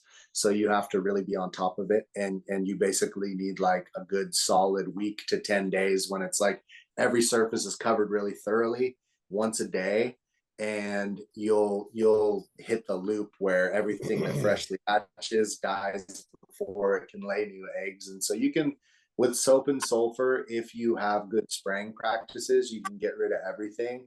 In the roots, like these guys said, nematodes are great. There's a few different kinds of nematodes. They do different things. And you know, if you know how to use them, you want to keep them moist, put them on in the evening, water them in a little bit. You want to get them down in there. You don't want them to fry, being hot and dry and everything. But I have, over the last few years, I've started getting termites here, and they're not the normal termites that were in the woods. There's something that seemed to have come with the weed, and I know Sink Angel has talked about them some. And I'll just get a plant and I'll be like, that plant doesn't look quite right. And at first I was like, does it have a viroid or a virus or some kind of disease, or what's the deal? And then the plant, it'll get windy and the plants will just fall over. And you'll look and the wood is gone from the inside, and all they have basically left is the skin on the outside of the plant. And you look inside and there's just termites have eaten everything that's wood at the base. And nematodes just wipe them out and get rid of them. So you know, I tend to like leave pots, and I'll kind of do, like, as silly as it is, I'll do like no-till small pots, which isn't really something people usually do because it's not a big enough mass of dirt. But because of that, it's like, you know, reusing the same soil. When you get something like termites in there and there's root balls sitting in there through the you know, off season, there you got to do something for them, and the nematodes seem to do the trick. So yeah, Right on. Some super useful tips. That's personally, I'm gaining stuff from this, so it's great to hear all these things. And anybody else on the IPM topic before we shift gears? Just one thing, I suppose. I just use mainly sulfur, the safer soap, and then of course the sunlight does a lot for keeping a plant healthy. I suppose that's part of pest management. But I gotta say, nothing quite beats diverse microbiology in your soil and a healthy plant, especially for people that are growing at home. If your plant isn't healthy, it's a lot harder to keep up with any type of pest management. So, you know, the first ground is keeping your plants as healthy and green as possible.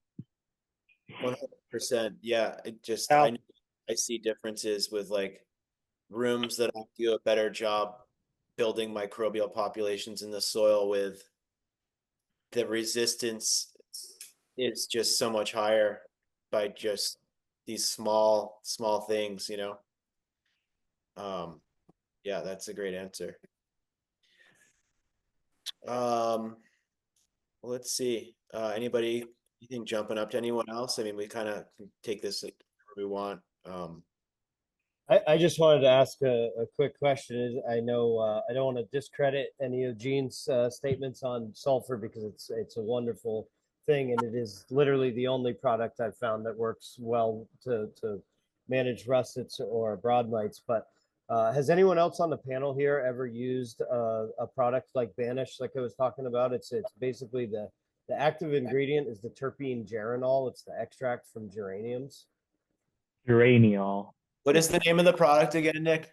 The product is called Banish. There's a couple Okay. others similar to that. The Yeah. active ingredient is geranol, the terpene, which is an extract from geranium flowers, because we're as a licensed cultivator, we're not allowed to use sulfur in Vermont, which is ridiculous. Has Yeah, anyone used geranol? I haven't used it. I was just gonna say about the sulfur. Like sulfur for me would be used as like a reset, you know, like a you know, because it does damage plant tissue, and it's not allowed in Vermont, but it's great for a reset. And I think that everybody's comments were pretty valuable, spot on about diversity. We use a lot of microbiology, similar bacillus species, Bacillus subtilis, Trichoderma. Definitely the nematodes is crucial. You know, that's something I learned, I don't know, back 6-7 years ago, you know, dealing with root aphids and not knowing what they were at first, you know. So yeah, it sounds like everybody's on point. We used to use one that was an extract from coriander back in the old days. This is like 25 years ago or something. And kind of a similar deal. And for whatever reason, maybe because pH disruption or whatever on the leaf surface, that worked really well for PM. We used to spray it in the woods in guerrilla gardens. And it was, you know, it seemed to work. So I know that any of those kind of things that are like that, I mean, that like the nature of powdery mildew is that it kind of really needs a real specific environment to grow. So if you can kind of do something that keeps the pH off on the leaf, you're gonna get it. You know, like you said, the main reason why sulfur became one that I like to use, and really, as Dan says, as a reset, like the last time I sprayed any sulfur at this point was probably like months ago or 10 months ago. So it's not something that I'm like, oh, sulfur, sulfur, sulfur, but I use it, and it you know, it's interesting after using it just repeatedly. It's honestly been a really long time since I've seen any real issue with PM. Like I never get PM on moms or clones, or only like if we get real specific weather on real specific things, it'll be like right at the end of the year when things are like getting to the point where they're kind of done and they want to die, and you'll see it start to creep in on the little leaves a little bit here and there. And I'll go, shit, okay, I could have basically cleaned these up right before they flowered, and I probably should have. But you know, it usually is just like a little bit here and there on real specific stuff. And you know, whereas back in the day it used to be like it got to a point around here where people just, you know, growing Hindu, Bubba, OG, PK, whatever it was like a big deal. And it seems like it honestly got kind of like knocked back as soon as people started treating it everywhere, because at one point it didn't exist here, it was introduced. And I think people kind of cut back on it a little bit. As crazy as that sounds, it seems to have happened. Right You on. know, Nick, on quick on your point, Nick, I used to use like a pine tea, like a pine extract with a little bit of lemon juice with some success for microbial. But I think anything like on the lines of geranol is that those antimicrobial effects of those terpenes and or the acidic nature of the lemon juice can be pretty effective as a natural treatment topically. I haven't never. Sorry, I was just gonna say real quick, I haven't seen enough data to like say, oh, this is really a thing. But it seems like when people are getting the issues with septoria, the plants that do better with it seem to all have a lot of pinene. And I mean, that kind of makes sense because like pinene is literally what's in pine. And I have a lot of pine trees here, and you'll never walk outside and see like moldy, funky pine needles. It's always, it just doesn't happen. And I think, I know that what I've seen people do these big hunts where they hunt thousands and thousands of plants, and they're like, we got the one thing. And you're like, what's it smell like? And they're like, pine, you know? And it's like, my lime has a lot of other layers to it, but when you see tests, it has a lot of pinene. And it seems to be like, you know, I don't know necessarily only pinene. It might be like a few other terps too that are helpful, but just as in the case of using these terpenes as a spray, it seems like the plants that naturally produce them seem to have potential resistance, you know? So It makes sense when you think about the plant producing compounds for the necessities that it needs to survive, one of those being deterring fungus, virus, and pests. yeah, seed protection too, you know? Yeah. I don't know if anyone can speak to this. I'm sure several of you can, if not all of you, but we've been getting a question in the chats, I guess, a couple of times, and what are the most important check the boxes for selecting males? I guess this is like for breeding, you know, have you found any male traits that correlate with female siblings or offspring? Yeah, so, all right, selecting could- male, guys, what does everybody have to say? Yeah, just jump in real quick. I was just going to say, I'm opting for potency. What I'm getting off the male, if it's really stinky, a lot of scent coming off it, and then just to add, you know, maybe flower out that male and then re-veg it back and just try to see how the stability is too. That's the big recommendation I have for a male. So check that out. I just wanted to throw that in there.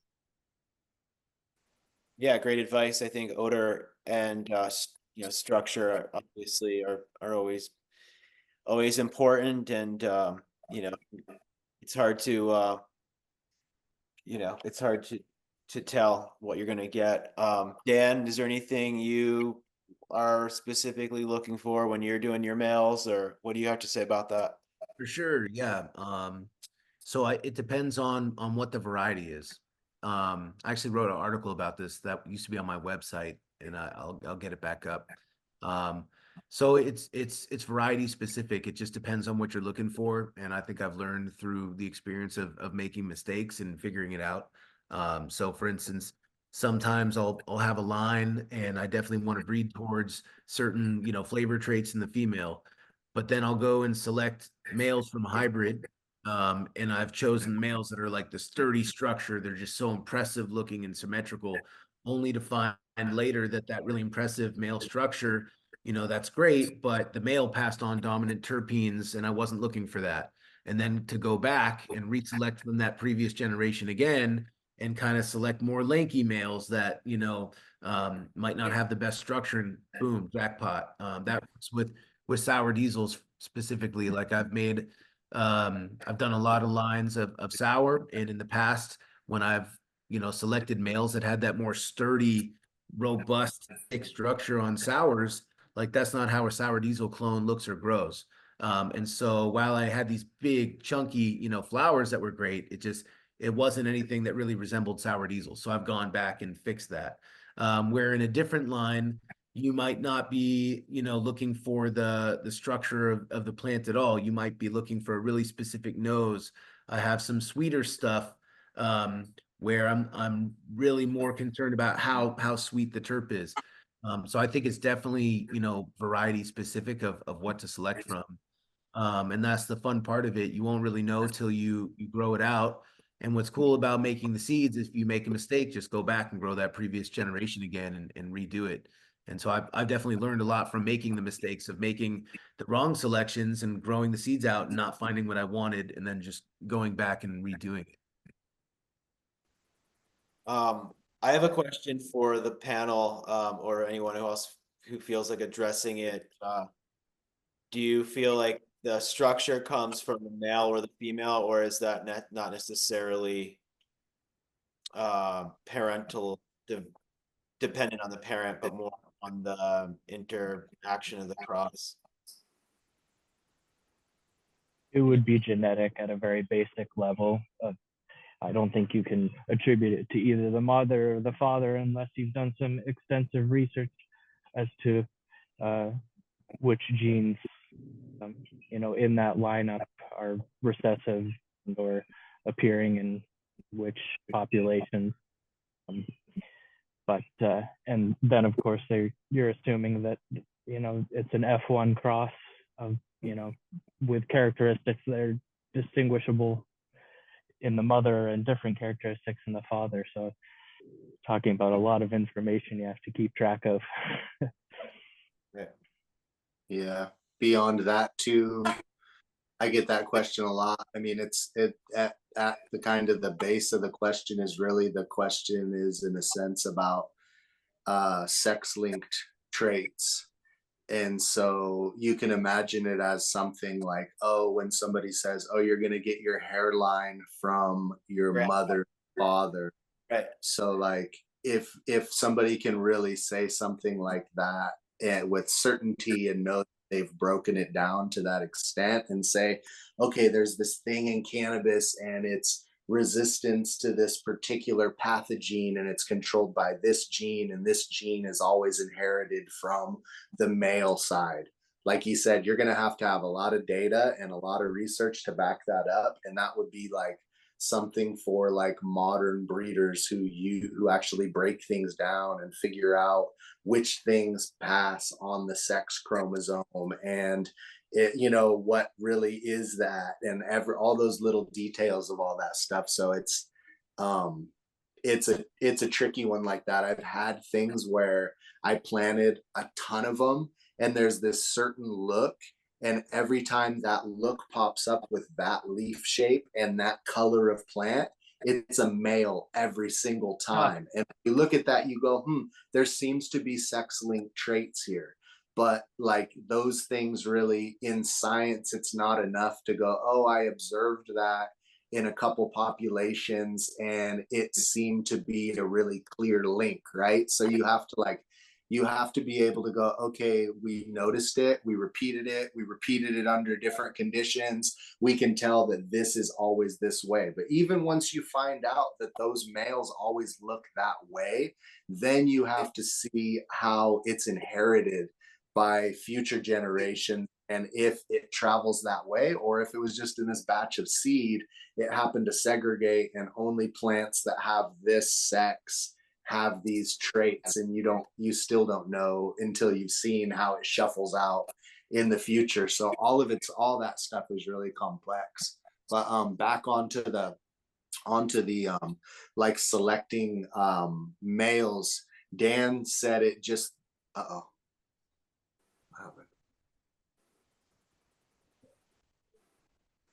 are you guys still there? Yeah, go ahead. Sorry, I had a weird thing pop up. Dan answered it the way that I always answer it, which is you have to look for the correlation between certain things to know what it is. So like, to use something specific, he said like you're trying to sour diesel.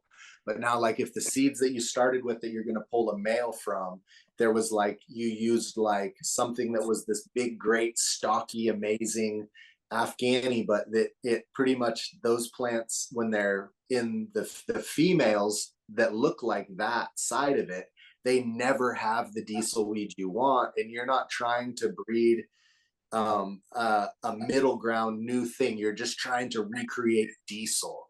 Then if you notice that all of the females in your F1, your F2, your F3, wherever you're at, if all the desirable females never have the look of that thing, they always look like a diesel, then you better use males that look like the diesel, because there's your correlation of going, okay, this thing, it seems to always look like this. And then in that case, once you realize that, then I would go ahead and go, okay, so we've discovered all the females that we like always have this look. So that look is the look I want to look for in the males. Then if you can find another correlation where you go, oh, all these females, you notice they always have this weird twang. Like, do you smell it? It always smells like whatever. It smells like sage or it smells like rosemary every time, you know? Then those wind up being the keepers you love. You're like, okay, so then let's try to get the male with that. So like everything that you can kind of quantify as being desirable in the females, you want to see if you can find males with those same traits. And even once you narrow it down to that, you want to go, okay, so as many as you can get away with doing. If it's going to be one male, two males, 5 males, 10 males, then you want to get the males that are the most desirable for everything, you know, they seem like the females you like. And then you want to make your crosses and see which one of those males actually passed on the things you were hoping it might pass on. So then that's when you start to discover like, okay, male number 3 is the one that's really good. And you won't really know till you grow it out, because you could go, this one matches everything perfectly. And then you have this other one, you're like, this is my 3rd favorite male. And this is my 3rd favorite female. And you might put those together, and the ones that were kind of not the front runners in your hunt might be the ones that passed on all the genes that you really, really wanted.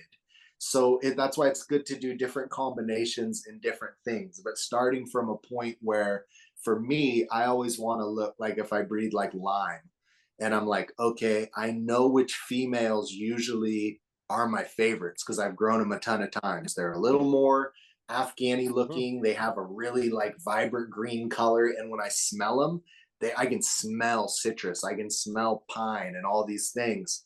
And so then when I go to select the males, I don't want to just look and go, damn, this male's the fastest growing. He has the thickest branches and it's stinky. It's like, but does it smell like your favorite females? Does it grow like your favorite females? And then I use those. And then I did like a while back, I did the mother of all those plants the males came out of. I took each male and separately I crossed that male back to the mother that they came out of. I did them all like that. So there's 10 different ones that are back crossed 2 generations. So basically it was like I grew out, you know, a couple hundred plants that were all Lime 1 back cross inbred. And then I went ahead and took the 10 favorite males that were the most promising, and I made those crosses separately. And then at that point, you'll see male carried all the stuff, and it might be shocking. You might be like, your favorite male might pass on garbage, and then the one that was a little bit lanky might not pass that on, you know. And so you know that, and there's all little different tricks. So you can take the one male and there's something about it that you want to know about it, like with like cherry limeade, I bred it and I got the weird mutant OGKB ones. And then you do these different test crosses and you discover that, okay, it's one gene controlling this weird expression, and it's been proven now to be recessive. And then once you know little things about it, then you can really narrow it down. But with males, like that initial thing is, for me, it's all that correlation. Like Dan said, you just want to see like the one that's the most like your favorite females. And if you have the luxury, do multiple ones that are the most like your favorite females and then see what they do. There's tons of layers, but that's like kind of like the starting point that I use for trying to figure out if things suck or not, basically. If I could add to that, a great as an extension, using you can determine the traits that a male might have by doing a test cross of sorts, and that gets into using the Hardy-Weinberg law and several equations to determine which traits are recessive. But if you want a certain attribute out of your male, it has that nose that you like. You can tell that by smelling it. You can cross it into something in the same genealogy that doesn't have that trait, and if the offspring all have that trait that you desire, then you know that your male is homogeneously dominant for that trait. So that gives you a big leg up in terms of trying to move a trait forward like that in a male or a female. Yeah, that's amazing. That's a really brilliant idea and technique in order to kind of like find out, it's like, it's not even that you're after those seeds that you're making. And essentially, you're more after the trait that is being passed. You're like, it's not, that's like an extra step of work, I think, that is like often overlooked and really just seems simple, but really what a brilliant idea. It does take some time to do, but it gives you the information necessary to know whether that's the male or female in that case that you want to work with. I also wanted to add real quickly that I've seen some people recently, and I haven't tried this myself, but there are certain ways to induce a male so that it produces female flowers with certain hormones, much like you would do in a reversal. So you can go from a female to producing male flowers for feminized seed. You can do the same thing to a male plant, and that gives you a better idea of what its profile and or production in terms of oil and trichomes could possibly be. So yeah, and whatever traits that it could contain that you might be interested in passing on. Yeah, that's amazing. Yeah, that you wouldn't be able to see in the male. Yeah. What's Yeah. really cool for that about that too is that it actually creates female flowers that can be pollinated by the same plant. So you Totally. can make, and it doesn't be, and it doesn't make, it doesn't make male seeds or female seeds. It makes regular seeds.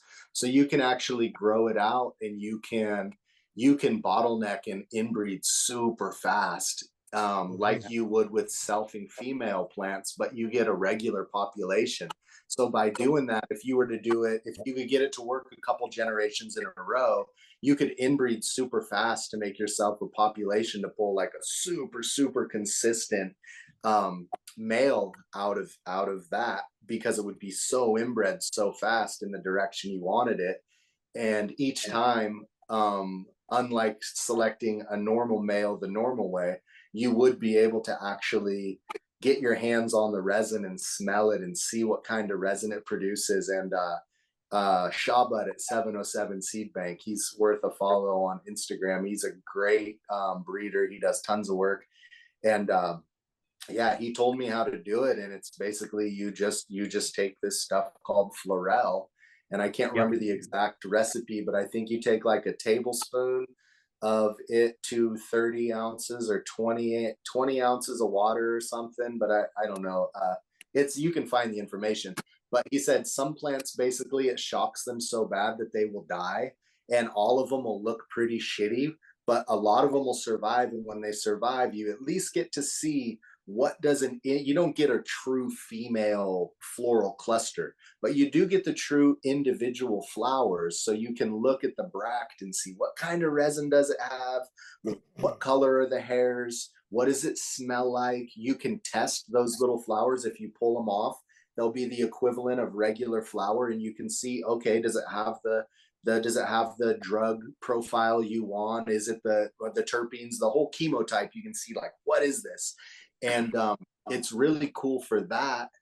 But I also wanted to say, in a lot of cases, if you really flower males out, especially if they're from really good drug lines, if you really let them flower out, you won't always get like a resin male where it's everywhere, but you'll oftentimes get a little bit of resin on the leaves. And I tend to let males go all the way through.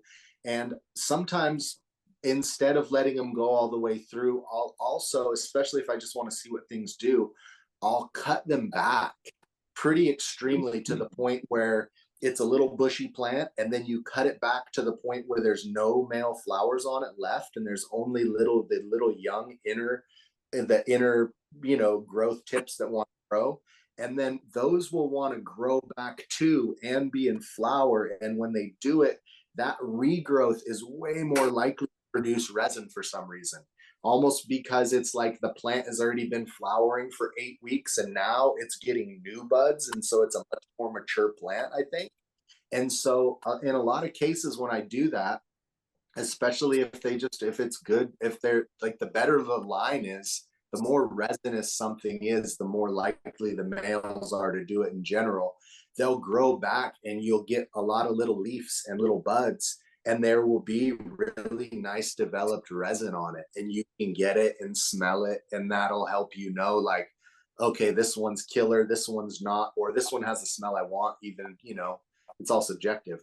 But then you can take that and put it back and let it go back into veg and re-veg them, and then you'll have that male that what kind of resin it has, without having to do the whole process of hoping it survives the reversal and maybe killing it and spraying it with poison and all that, because it is kind of toxic shit. But it's a great trick to just cut it way back, and then it regrows, and you'll tend to get resin, and you also get to see if it wants to like freak out and go intersex in that too. When it grows back, it's super stressful. So you get to see a lot about it if you just hack them back and then let them, come back, I notice. So it's a cool trick. I have had a male in an 88G13 population that, after growing out fully, and a beautiful male, set pistils. So it does happen naturally as well.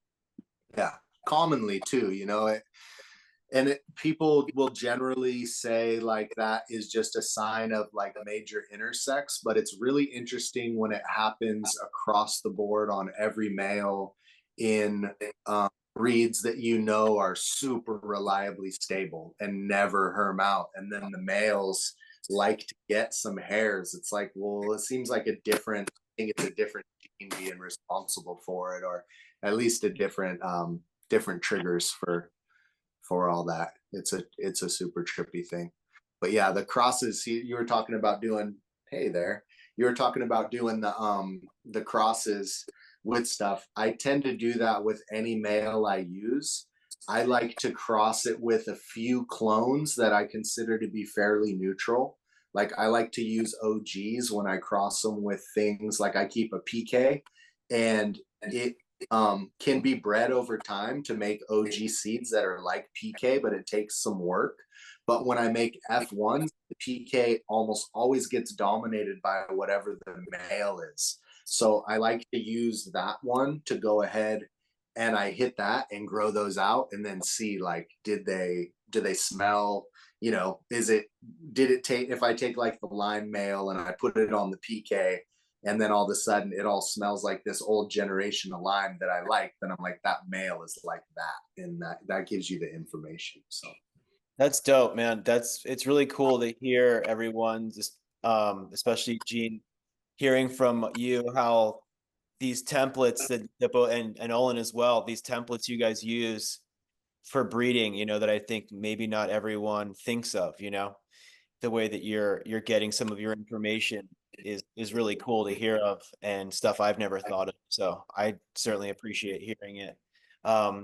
In the interest of getting everyone back to their families on time, we're running down to about 5 minutes left. So how we use that time is kind of up to us. If anyone has any questions, or if there's something that anyone feels compelled to speak about, you know, now would be the time. We have 5 more minutes left. So Dan, anything you want to wrap up with? You know, it's hard to wrap up. There's a lot of cool, fun stuff to talk about. It's real cool. You know, I haven't met a lot of you, so it was great to get some perspective from everybody. Sherpa, I heard a lot of stuff about you. I think we're not too far from each other at some point, but just let you know, man, you're always welcome if you want to come by the farm and check out what we got going on. And yeah, Jackson, nice to see you on an East Coast thing, you know. yeah, man. Me and you always have a good time talking about seeds. I was recently looking through my Dropbox, and I actually have this whole recorded thing of the seed panel that we did at the spring kickoff, like, you know, like nine years ago or something, that I still have footage of. And you were breaking down. I was talking about open pollinations to preserve stuff, and then you were giving the very similar breakdown to how you were describing isolating the different males into different females and then testing that over time and how to gain information. And you were talking about that similar thing, you know, or and aspiring to do that, you know, back then, like, you know, 9 years ago. So cool that we're doing the same shit. Yeah, for sure, man. Yeah. And yeah, I saw you were on here and I was like, well, if Dan's there, I'm in, you know, for sure. And you know, too, I wanted to say I had a buddy from out here who moved out that way last year, and I sent him with some seeds and the stuff I gave him. Unfortunately, I gave him a lot of royal crosses and some royal cherry limes and some different stuff. And unfortunately, for whatever reason, the Septoria just loved all that stuff. But he got out there and he was telling me, he's like, yeah, I met these guys out here, and he's all, you know, this guy, Rebel Grown, Ganja Rebel, he's this big guy. And that's my buddy from out here, dude. You know, I've known that guy forever. And he's like, yeah, they think this guy's like this big, crazy, like, you know, out of state, huge fish coming in here, blah, blah, blah. I'm like, dude's from out there. He's like old school, real weed, organic, homegrown, you know, like hands-on one-man show type dude that just kicks ass, you know. And I just wanted to, you know, to speak up for you right now for anybody who thinks that you're like, you know, you're not homegrown. I've known you for quite a while, and I met you through Mike Measy back in the day, and you've been kicking ass and doing stuff like in Humboldt, not the, you know, not the asshole way. You've always had the big full-size plants and the big family kind of weed orchard, and been kicking ass. So I just wanted to put out a good word out there too, if, you know, dispel the any negative mythology people have, because you're successful, and people wonder like, well, how's this guy get successful? Like, well, because you bust ass, man. And anyway, you know, Well, just, you know, I appreciate that. I mean, you didn't have to do all that, but no, I appreciate it, man. And uh yeah, you know, we were smoking the other night. We were actually smoking cherry pie. Me and Owen were smoking cherry pie because we're basically everything that we were just running small test batches. And I'm like, is Jackson's Cherry West that you selected, you know, is it as good as this? Because, like, you know, a lot of people can fuck up cherry pie, but this is tasting really good. And he's like, oh, try this one. We have a couple of phenotypes. I'm like, okay, this one's got like, you know, cherry pie terps, the limeade, and then like some like lime in the background. So that's cool seeing that shit. But and definitely not a one-man show, you know, anymore, you know, or haven't been for a long time. no, I know this, but I'm just saying that you know, it wasn't like you grew a bunch of dope in Humble because you had some corporate sponsors or something, you know, like Right. you were from the ground up. You came in and busted ass and started, you know, you're, like I said, you're homegrown, man. So, you know, Thanks, brother. yeah, I don't We, like to we hear love that. we love Dan. Still We bootstrapping love it, still Dan. growing. I'm gonna his interrupt know you- everybody.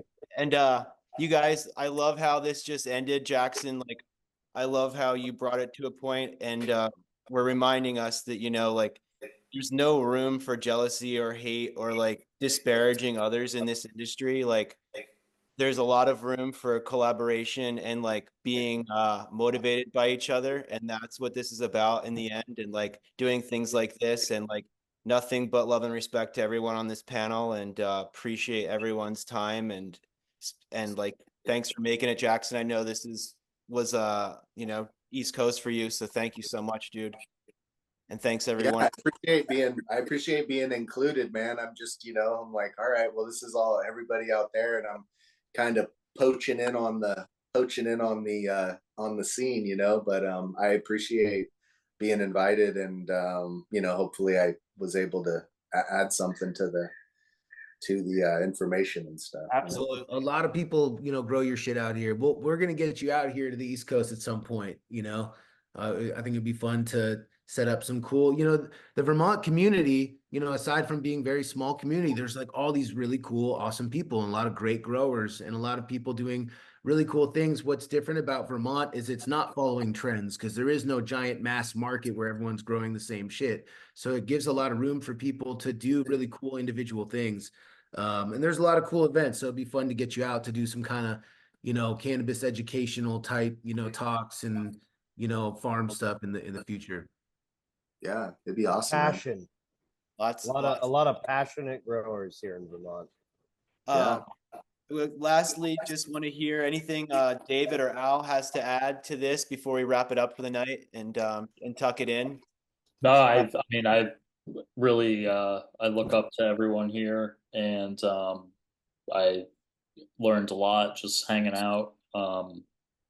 Yeah, just super, super grateful to be included, and you know, just gives me that, you know, itch, the neurotic, whatever it is, just talking about all this stuff, you know. I got to get the headlamp out and go out tonight. It's just, yeah.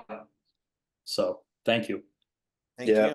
Yeah, same here. Just want to say I appreciate meeting all you guys. You know, great to listen to you all what you have to say. You know, a lot of amazing stuff said. You know, I could say something for everybody. Sherpa, I really want to grow out some of your stuff. Been wanting for a while. I've met Nick once. Guy, Vermont Heirloom has an awesome Ethiopian Tosh he's been working on. I really like that. Good to meet you. Olin, you're not that far from me. Rebel Grown, you're in Craftsbury, where That's where my family came 6 generations ago. So just really, wow. like to be here. Nice to meet you all. Thanks for being here. We really appreciate Right it. on, man. And thanks Jeffrey, man. Appreciate that, Jeffrey, linking Yeah. everybody up. So we'll do it again. And there's other people making good seeds and doing genetics here too. So keep it going. Yeah, and if you weren't involved with this one, we'll get you on the next one. There's a lot of people that weren't involved with this one who are fantastic in this state too. So we'll make sure that we do the best we can to cover the wide variety of talent that we have in this state moving forward. Thank you guys. We're gonna wrap this up. Thanks everyone. Much love, everybody. Thank you. Yeah, Thank- peace. Peace, everybody. Good night. Good night, everyone. Thank you.